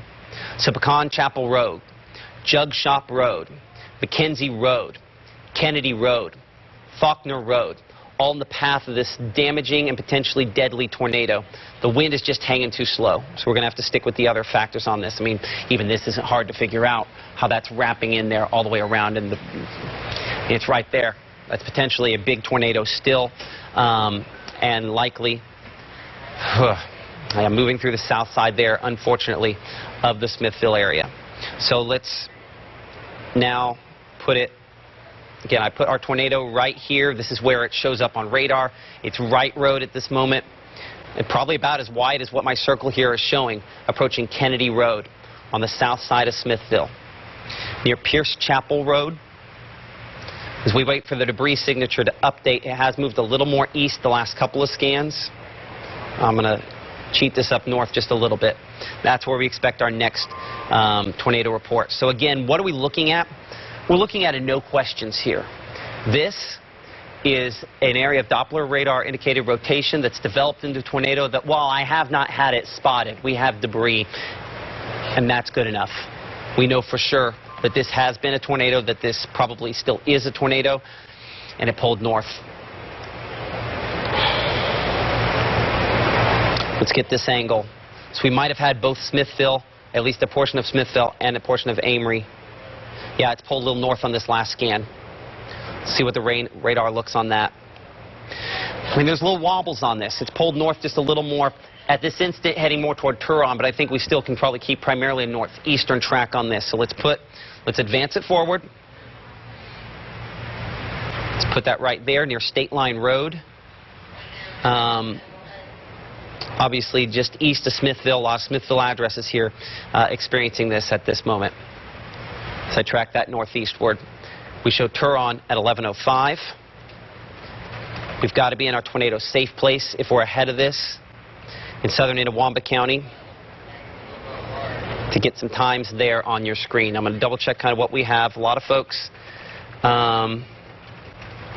sending in their pictures, a lot of safe place selfies and things like that coming in. We appreciate that. I'm not going to really show a whole lot of those at this moment here, but let's just hope those folks in Monroe County are in your court on this one. We're certainly going through this one with you, though it probably feels vastly different. Let's talk back here for a second. Amory, we can come out of that tornado safe place. Hatley, we can come out of that tornado safe place. And if you live east of Mississippi Highway 25, we need to stay in that tornado safe place. If you live west of it, in Monroe County, we can come out. Let's still stay in our tornado safe place up here near New Salem. Everything west of 25 up there, maybe. But, yeah, this has turned more toward Turon in the last scan here. Let's check tornado debris. It's still showing up. This is not quite as intense as what it looked like a minute ago there, but still showing up with tornado debris on this thunderstorm. As we check the wind mode, yeah, that was still strong, still likely on the ground there east of Smithfield. This is going to update up here near the county line in a moment. That data is still processing at the moment, but I show it right along Mississippi Highway 23 in Turon is where our storm, our tornado likely is, near Davis Road. Let's go ahead and circle it once again. Along Davis Road, moving near Turon, Duncan Lakes Road, Bentonite Road, Salis Road, all in the path of this tornado that's likely still on the ground doing damage as we speak. So your time has ticked down. Minute just changed to 10:06 on there. When I pulled the storm track out, it was 10:05. It's on you in Turon.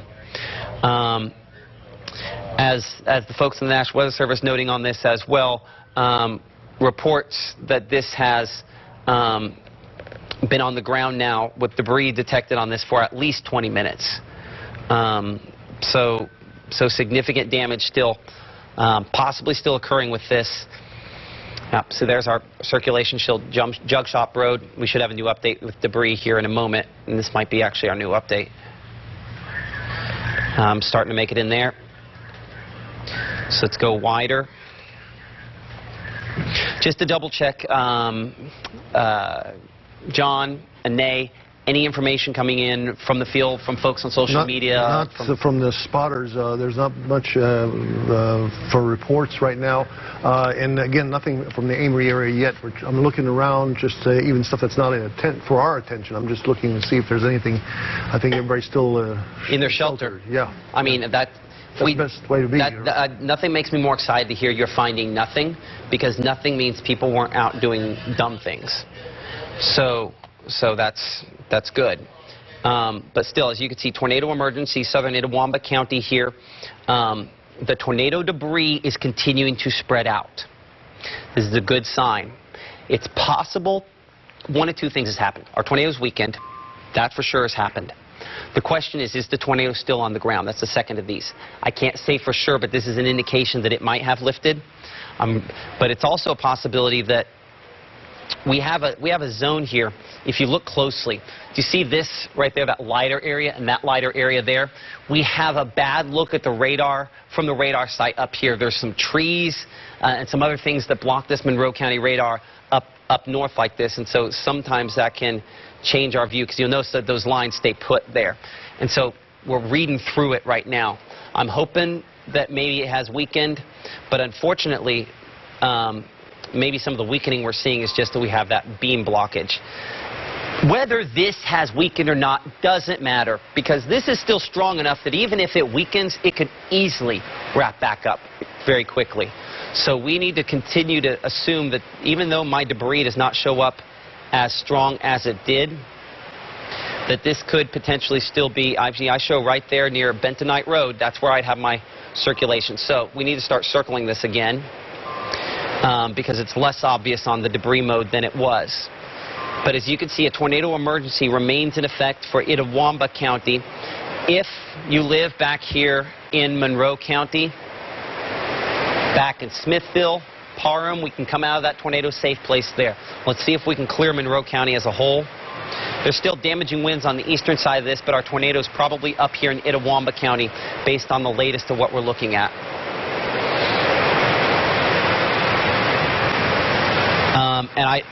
If by some miracle that tornado did lift, it's about to re-strengthen and set back down again, and it might have stayed down the whole time.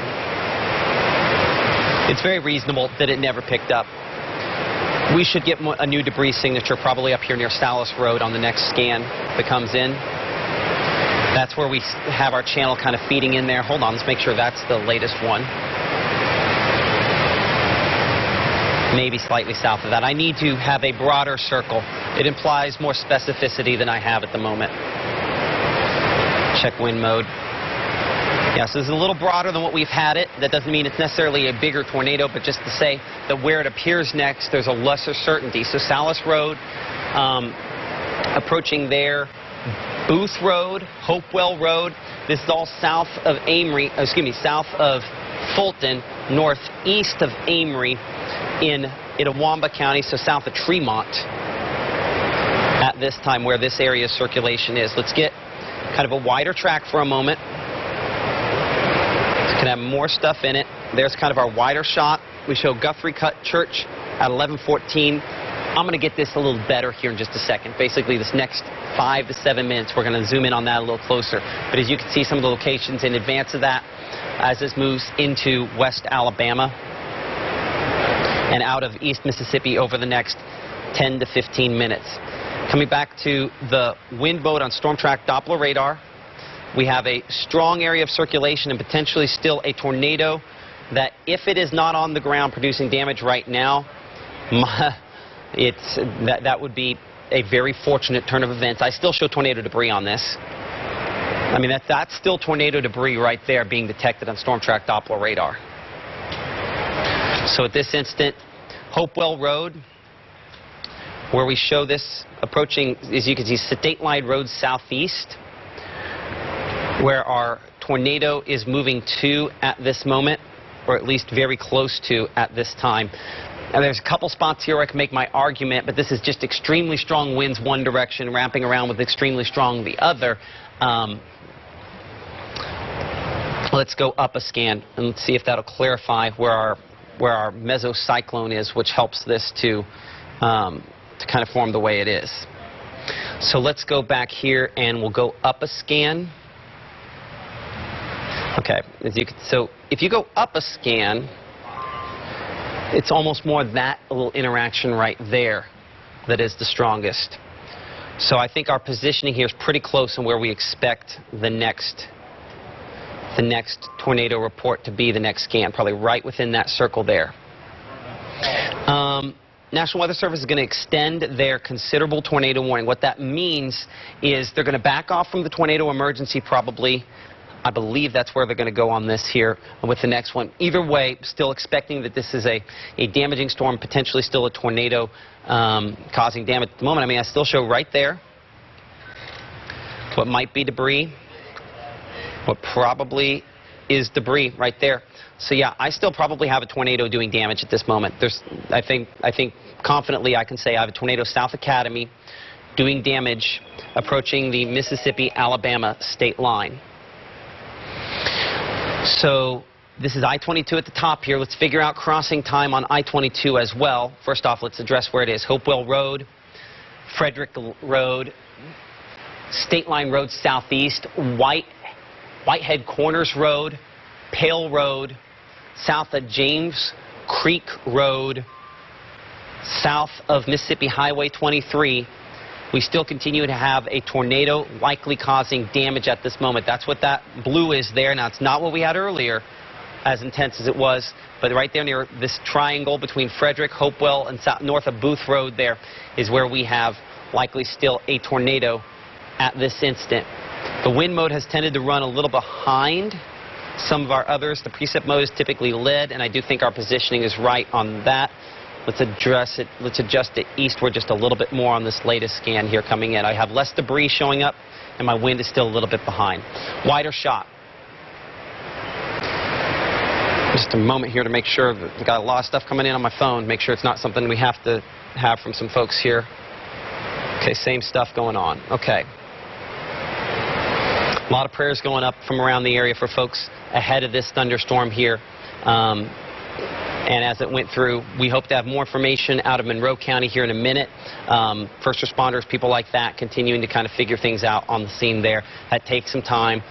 While we are interested in trying to bring information, we also don't want to get too much in their way, or in their way at all, honestly. And we encourage you to stay in. We'll hopefully talk to the emergency manager in Monroe County here in just a little bit if we can. So we'll try to talk to the emergency manager in Monroe County. I don't know if Danielle is hearing me or not. Hey, Daniela, let's try to talk to the emergency manager in Monroe and Chickasaw counties if we can, please. Okay, thank you. So when this makes it, the Bexar there, 11:18, that would be when it would cross I-22. So we're showing in about 4 minutes, assuming still about 65 miles per hour, how fast it's moving. So new tornado warning issued on this for the National Weather Service in Memphis, trying to give it enough time to get out of the county there. Still possibly a tornado, though I don't have as much debris showing up on this. This wind signature is still extremely strong. At the very least, this is damaging winds on the front side there near Lundy Road. I mean, this is still churned up enough there, churning up enough that it's, if it's not producing a tornado, it easily could once again. It would not be difficult for that to happen. We got a wide, give me 2 seconds to go wide. We have not looked at anything else for about 30, 40 minutes now. Let's go back to the regular precipitation mode on Storm Track Doppler radar. Make sure there's nothing that we're missing. I don't see anything, John. John, we don't see anything in here. NA that we need to worry about. There's nothing there. But we do have some information. Our meteorologist, John DeLusick. Go ahead, John. What you got? No, on night, that's been bad news. Good news is EMA director from Montgomery County just talked to our Chris Knowles, and he talked to him and he found out that there were no deaths in the Monroe County area. No. Oh, Montgomery. Montgomery. Yeah, I'm sorry. Montgomery. Hopefully Monroe County. I'm sorry. That was Montgomery County. I meant Montgomery County. Okay. Okay, Montgomery County, no, but unfortunately the other thing, what you didn't say there is, do we know about injuries? That I do not know, but... Okay, well, I mean, we'll take no fatalities, and hopefully the number of injuries were limited as well. Unfortunately, this is the same thunderstorm here, thunderstorm tracking over a long period of time, and it was not difficult to figure out where this one produced the tornadoes there, as it's wrapped up multiple times. Now, Bexar is the next area in the path of this. Very near I-22. I haven't mentioned this. We mentioned the time of crossing. I haven't mentioned this. We've got to stop folks back in Tremont. They can't be coming past Tremont, and they can't be coming past Hamilton, Alabama. If you know some folks out here, at the very least, this is probably 70 miles per hour. Could be greater than that. National Weather Service mentioning just a moment ago 80, 90 mile per hour winds. That's completely reasonable on this. I show straight line winds, and it's not perfect angle from the radar site. Yeah, it shows 80 mile an hour winds. And, you know, wind change there of within a short distance of about, 100 miles per hour or more.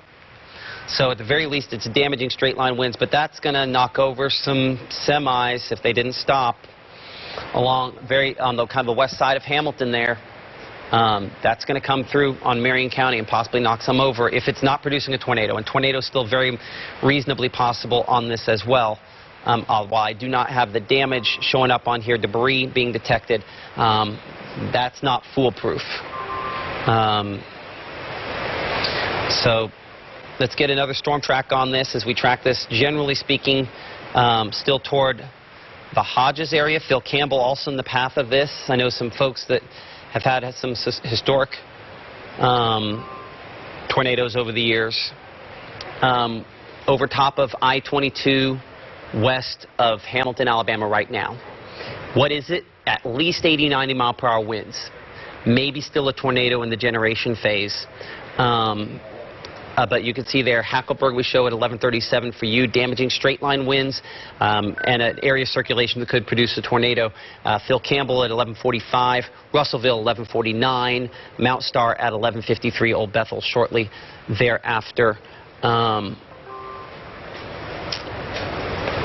Reports of from fire department folks, lots of trees down and power out in Amory.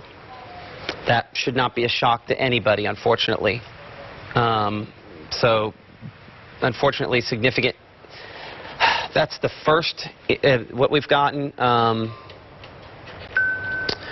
Also, potentially, and we need to try to get somebody, if we can, to confirm this, some reports potentially of gas leaks in Amory as well. That doesn't happen unless that's not a good sign. So here's hoping that is not the case. But even the National Weather Service says they're hearing of damage, no significant damage in Amory through Smithville. So with that as the backdrop, northwest of Hamilton, Alabama, that is what we are dealing with here. So first off, real quick, for a moment, if you're in Mississippi from this specific set of storms, this specific long track storm that after causing Significant damage out in Rolling Fork, in Silver City, in Winona, or at least on the southeast side of Winona, and now in Amory and Smithville near Wren. After doing all of that, this storm has finally exited Mississippi and is now in Marion County, Alabama. So our tornado warning, as you can see now, being peeled off of the television screen because of that there. Unfortunately, though, for folks out here on the north side of Hamilton, Alabama, you're still in the thick of this here. Last scan, we showed it near Bexar. As I look for tornado debris, I do not have it current scan. That's not to say that there isn't something there that's missing. I do show my latest scan as of 18, so we're 2 minutes old, so we should get a new one here in a minute. So let's get a storm track on this with kind of everything that we can put on it. I have it kind of behind me on the screen, so I apologize. I'm standing in front of the area of interest.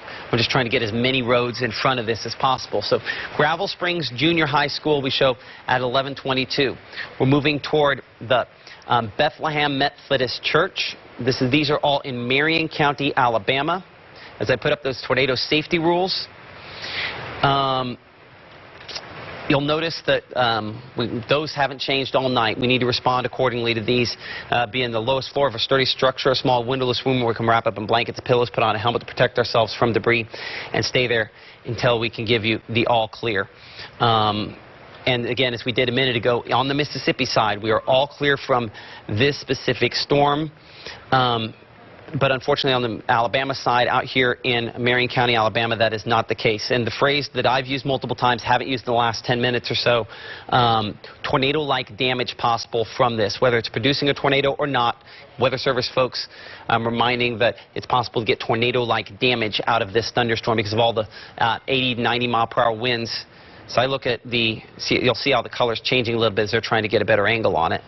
I mean, this is a wide swath there of 80+ mile-per-hour winds, and certainly just on the regular wind mode we're typically used to.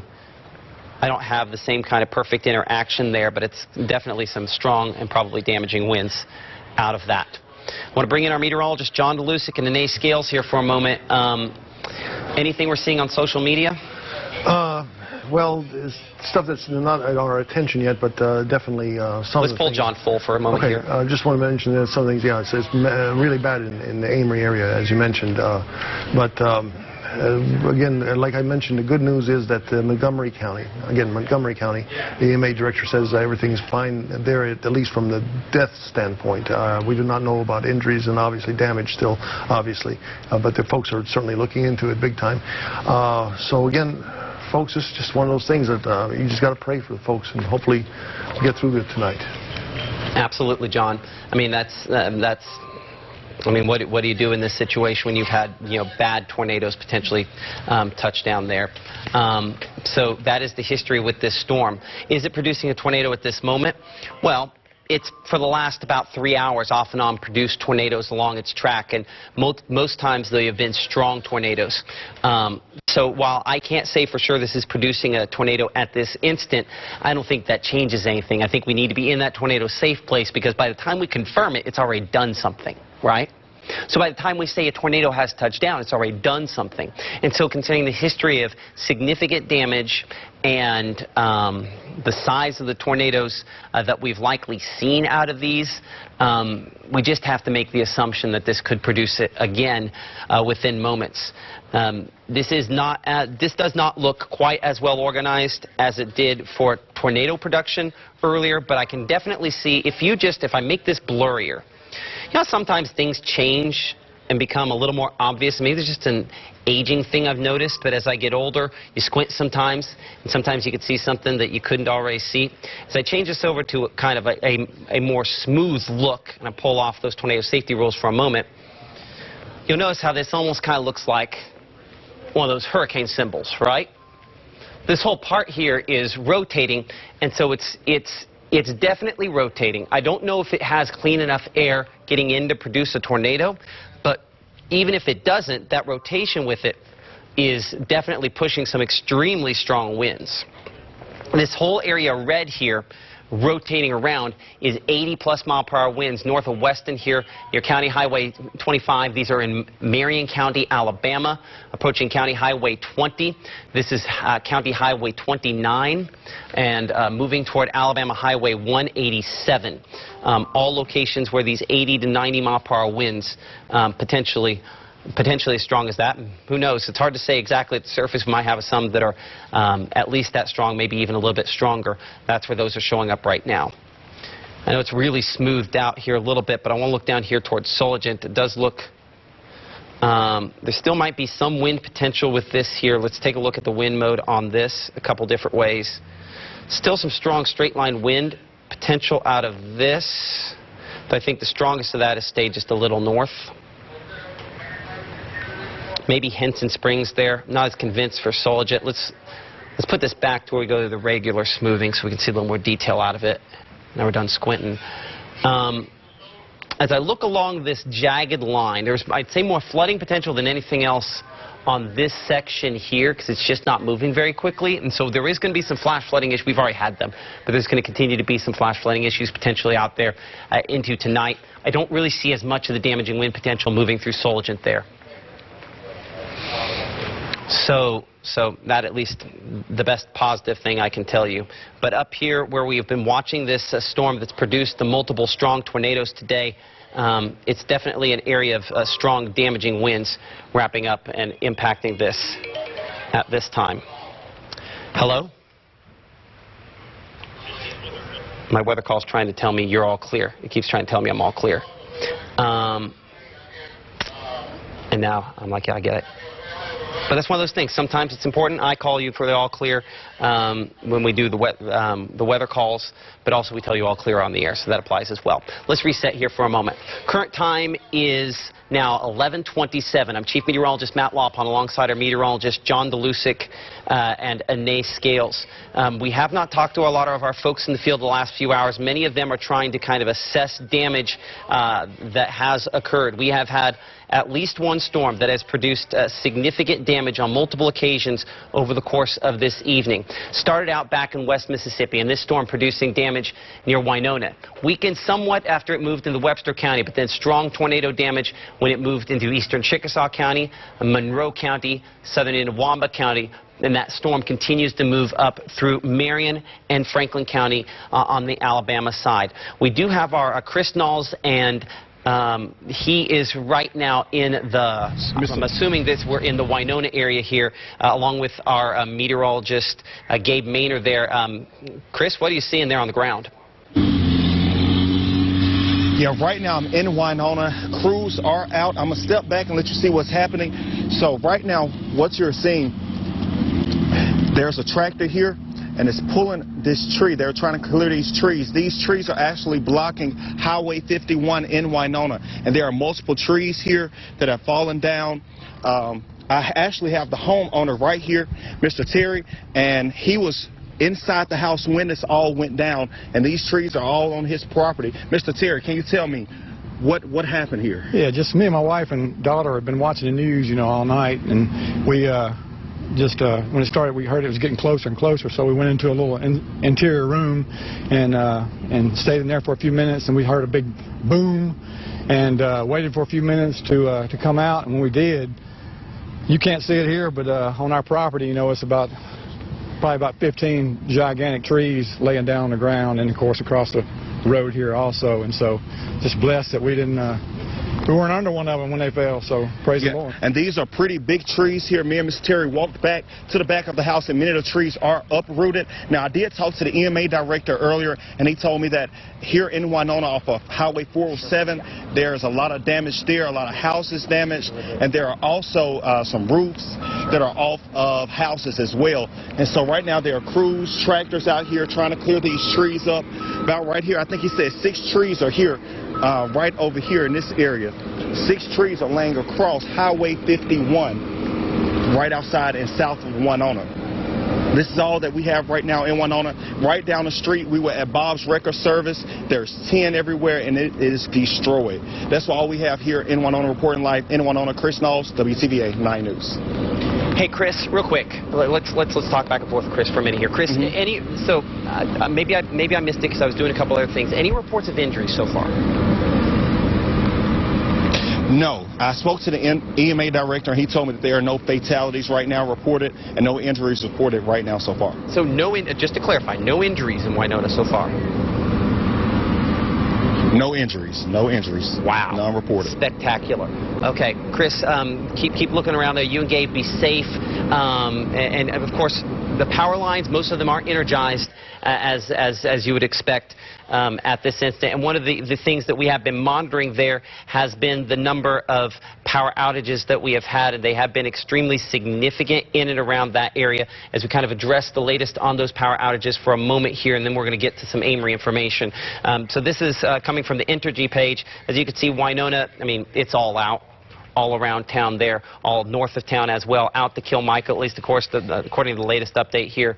I'm just going to refresh this just to make sure we have the absolute latest data on this. Give me a moment. Yes, we still do. And then, so it looks like all the way down south there. So, Vaden out. Even some outages back toward French Camp as well. So unfortunately, a lot of power outages related to what we've had so far this evening. I want to bring in our Emily Leonard here for a moment. We've had obviously a significant tornado move through Monroe County in the last hour, really last 45 minutes. I'll bring you on screen for this. You know, what do you have? I didn't want to cover anything up. Okay, just heard from Detective Andy Long with the Amory Police Department. Right now they have a lot of houses damaged, as you would imagine, trees down as well. And the majority of the damage they're looking at right now is the downtown Amory area, as well as the north side and the west side. They do have some reports of people trapped in their homes. But so far, by the grace of God, everyone seems to be okay. But he said right now you cannot get into the city of Amory. Like, there's just no way. You can't get into it. He says there's damage everywhere, and thankfully, so far, they have not reported any injuries, but obviously, this is still the beginning. Very early. Okay, I appreciate that, Emily. Thank you so much for that. So, man, okay, that's at least so far early. In either case, no reports of injuries, and then hopefully that is something that continues. I'm going to play this again. This video coming in from the Amory area. You can see a vehicle there with a tree that's fallen on top of it there. It looks like something on the porch possibly ripped away. Hard to exactly see at night here. E. Kellum sending us this picture, this video here of storm damage at their home in Amory. Unfortunate to see, and unfortunately it's reasonable that we could see more of this ahead. This image is old data at the moment, going back to about 10:50 or so as this moved through. As you heard Emily say a moment ago, there are reports of damage from downtown on the north side of Amory, what unfortunately has clearly been a significant tornado touchdown that also moved through at least a portion of Smithville there.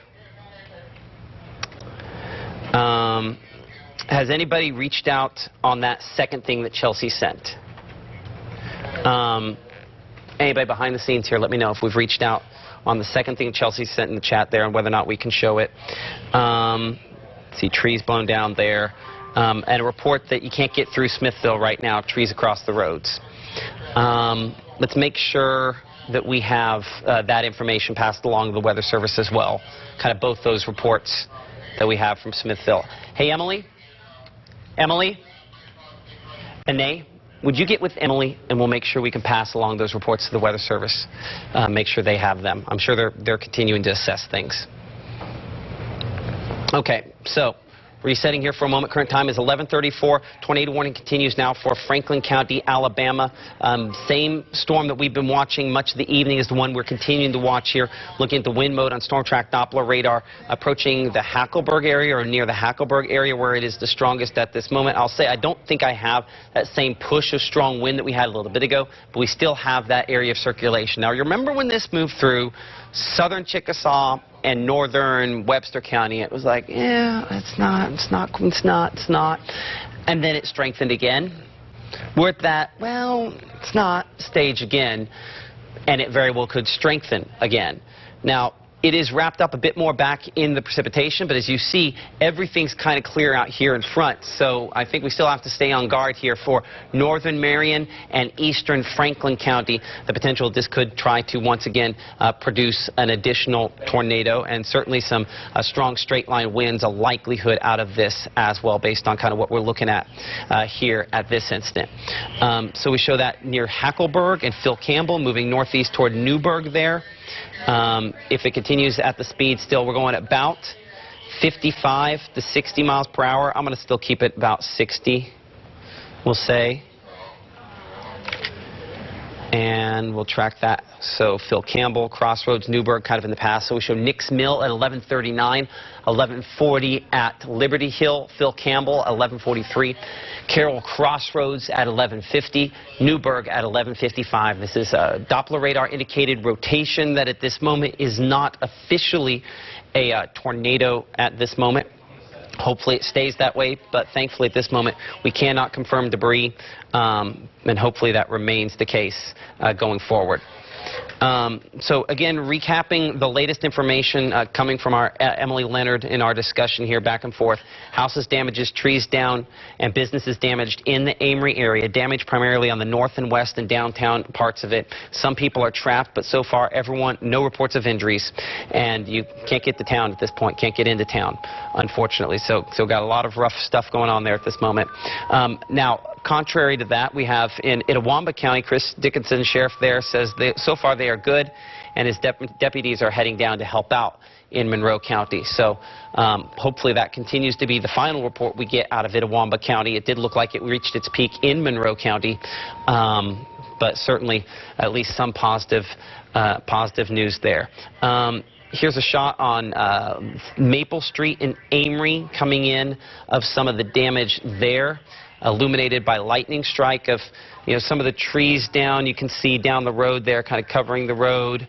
That'd be Maple Street in Amory, where that report was. I'm happy to see that most trees look like they are still vertical at that spot. Hopefully that, that's a sign of the type of damage we saw out of this. But unfortunately, as we talked about earlier, the debris, the damage from this was lofted very high up into the sky, more than 20,000 feet up into the air. And when that happens, sometimes that's where we unfortunately get some of those worst sort of reports. So I'm coming in here, City Grid, to see if I can find, find Maple Street. And as I listen to the background here to the folks in the newsroom trying to coordinate where our folks are, you know, just trying to figure out a way they can even get into town to find out, to get the stories out tonight. And that's just a reminder that if they're having problems, and, you know, we're talking to law enforcement on where they should go, that I know we have some of the most helping people in the entire country, maybe the entire world, in this part of Mississippi. There's going to be opportunities to help out these folks in the next couple of days. First responders need to make sure that they're not responding to something that happened with you. When power lines are down, some of them are energized, some of them aren't energized, and that can occasionally lead to people end up, you know, having problems, getting hurt after the fact, and so we don't want that to be the case. That's why we highly encourage you to let the officials that are doing what they do what they do. Right there. Okay. So, and is that Amory? You come on and say it real quick.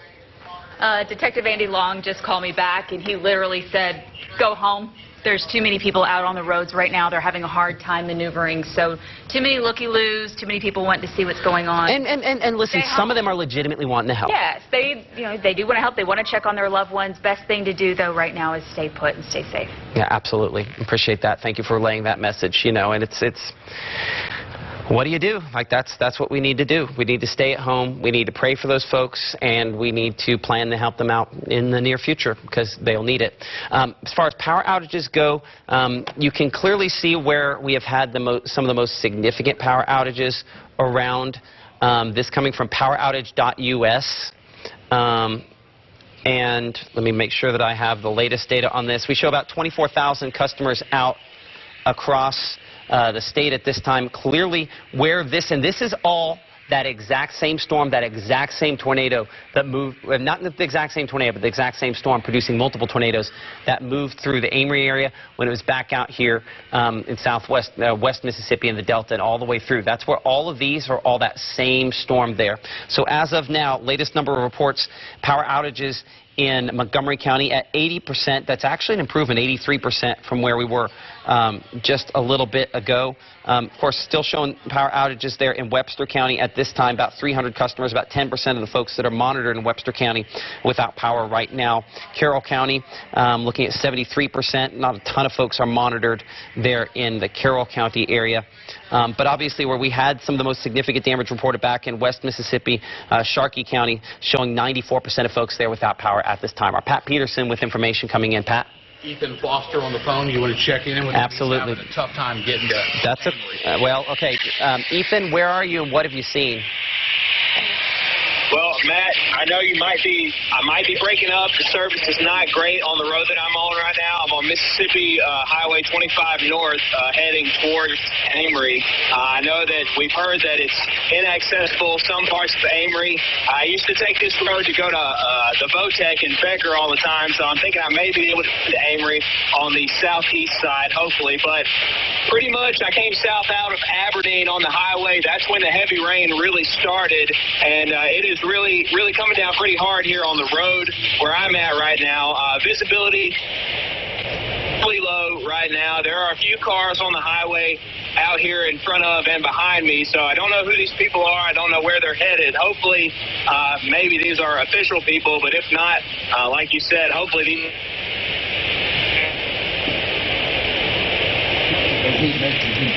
Yeah, I know. I'm going to give him a chance to come back on for a second here. Yeah, I mean, he's in a zone that where there's, I mean, here's what happens. There's a couple things that happen, and let's have a discussion here. Okay. So, Monroe County, say your power's out, and you're streaming us live on the WTVA. Yeah, we lost him there. Okay.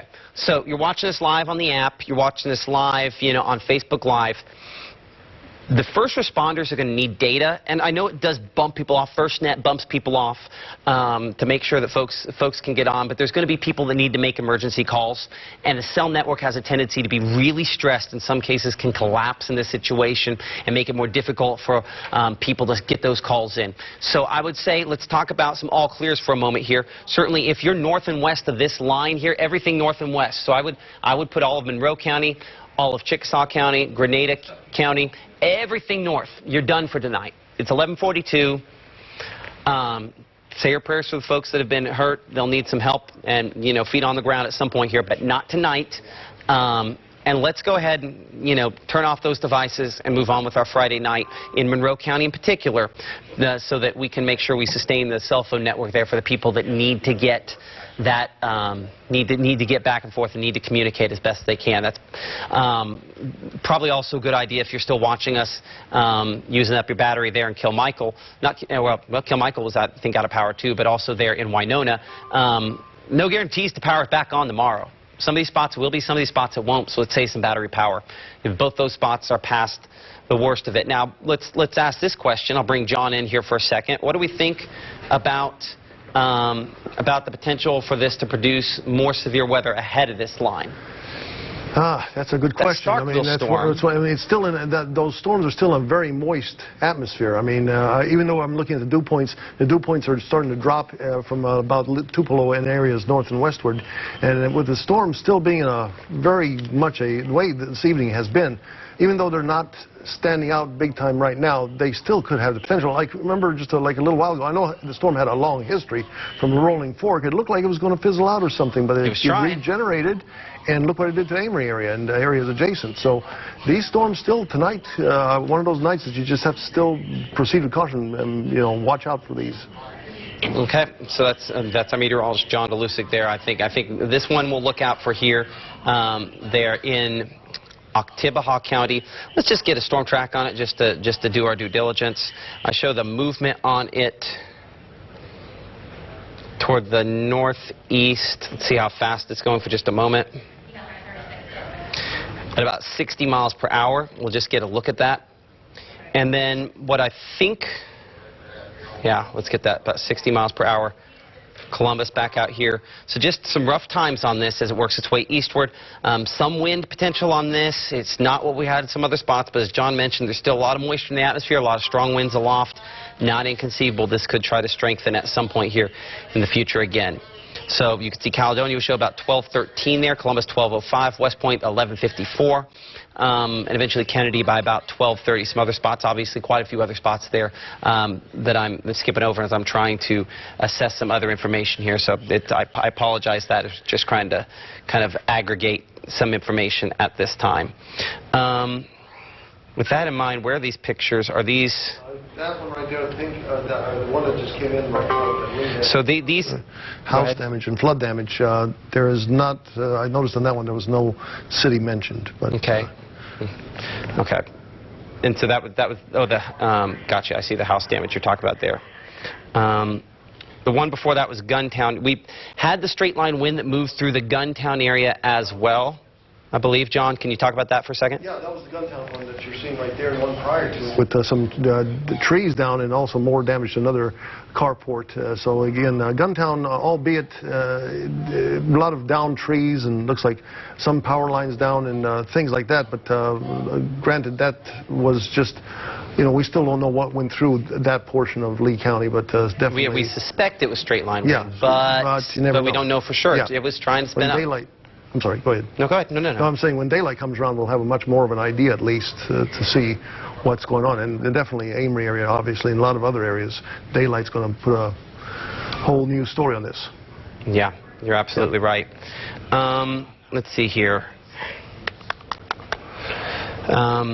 So now you also put there in the discussion, still trying to get some staging information where the folks are trying to, you know, in Amory, figure out where they're going to have law enforcement thing, kind of have a command center there. It's a reminder that the deputies there, the law enforcement are asking folks to stay home.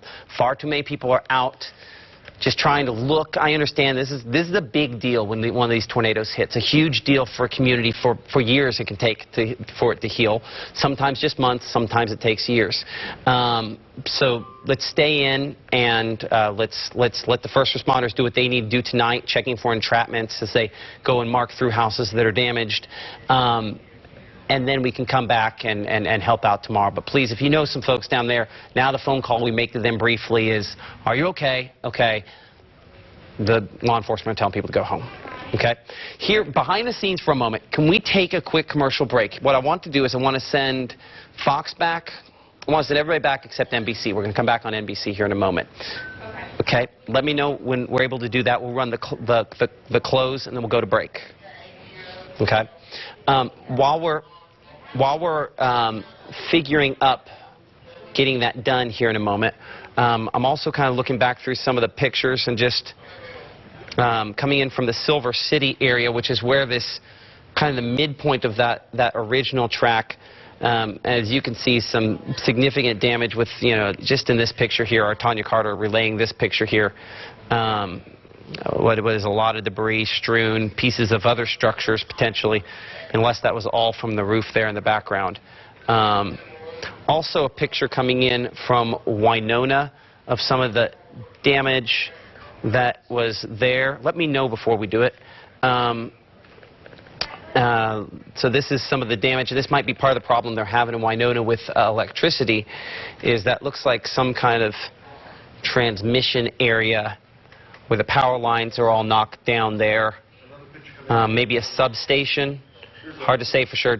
Let's bring John in here for a moment. I think this is substation. Yeah, substation on the Highway 51 And here's just real quick, just I added another picture there. That's from the same person right there. A couple of pictures coming in from the Winona area. Again, as you say, that's most likely the troubles, because you can see on the secondary picture downed power lines like it usually happens, in poles down. So indeed, that's some major, just rural damage right there. That, that cuts off people. You're right, and there's not as many trees down there, and there's probably a lot of this out there, because at the very least you had really strong winds for a large portion of the area. But the deal with this, you never want to drive over power lines there. You never know if they're energized or not, and they can conduct the electricity and...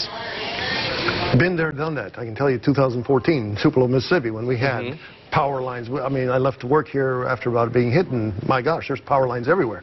You just don't know what's alive, what's not when it comes to power lines. So and you can't drive over it, right? That's right. Yeah. It's dangerous to do that for sure. Yep. Appreciate that, John. Right. If we can, we'll send the folks to break, and we'll come back here with additional coverage here in just a moment on NBC.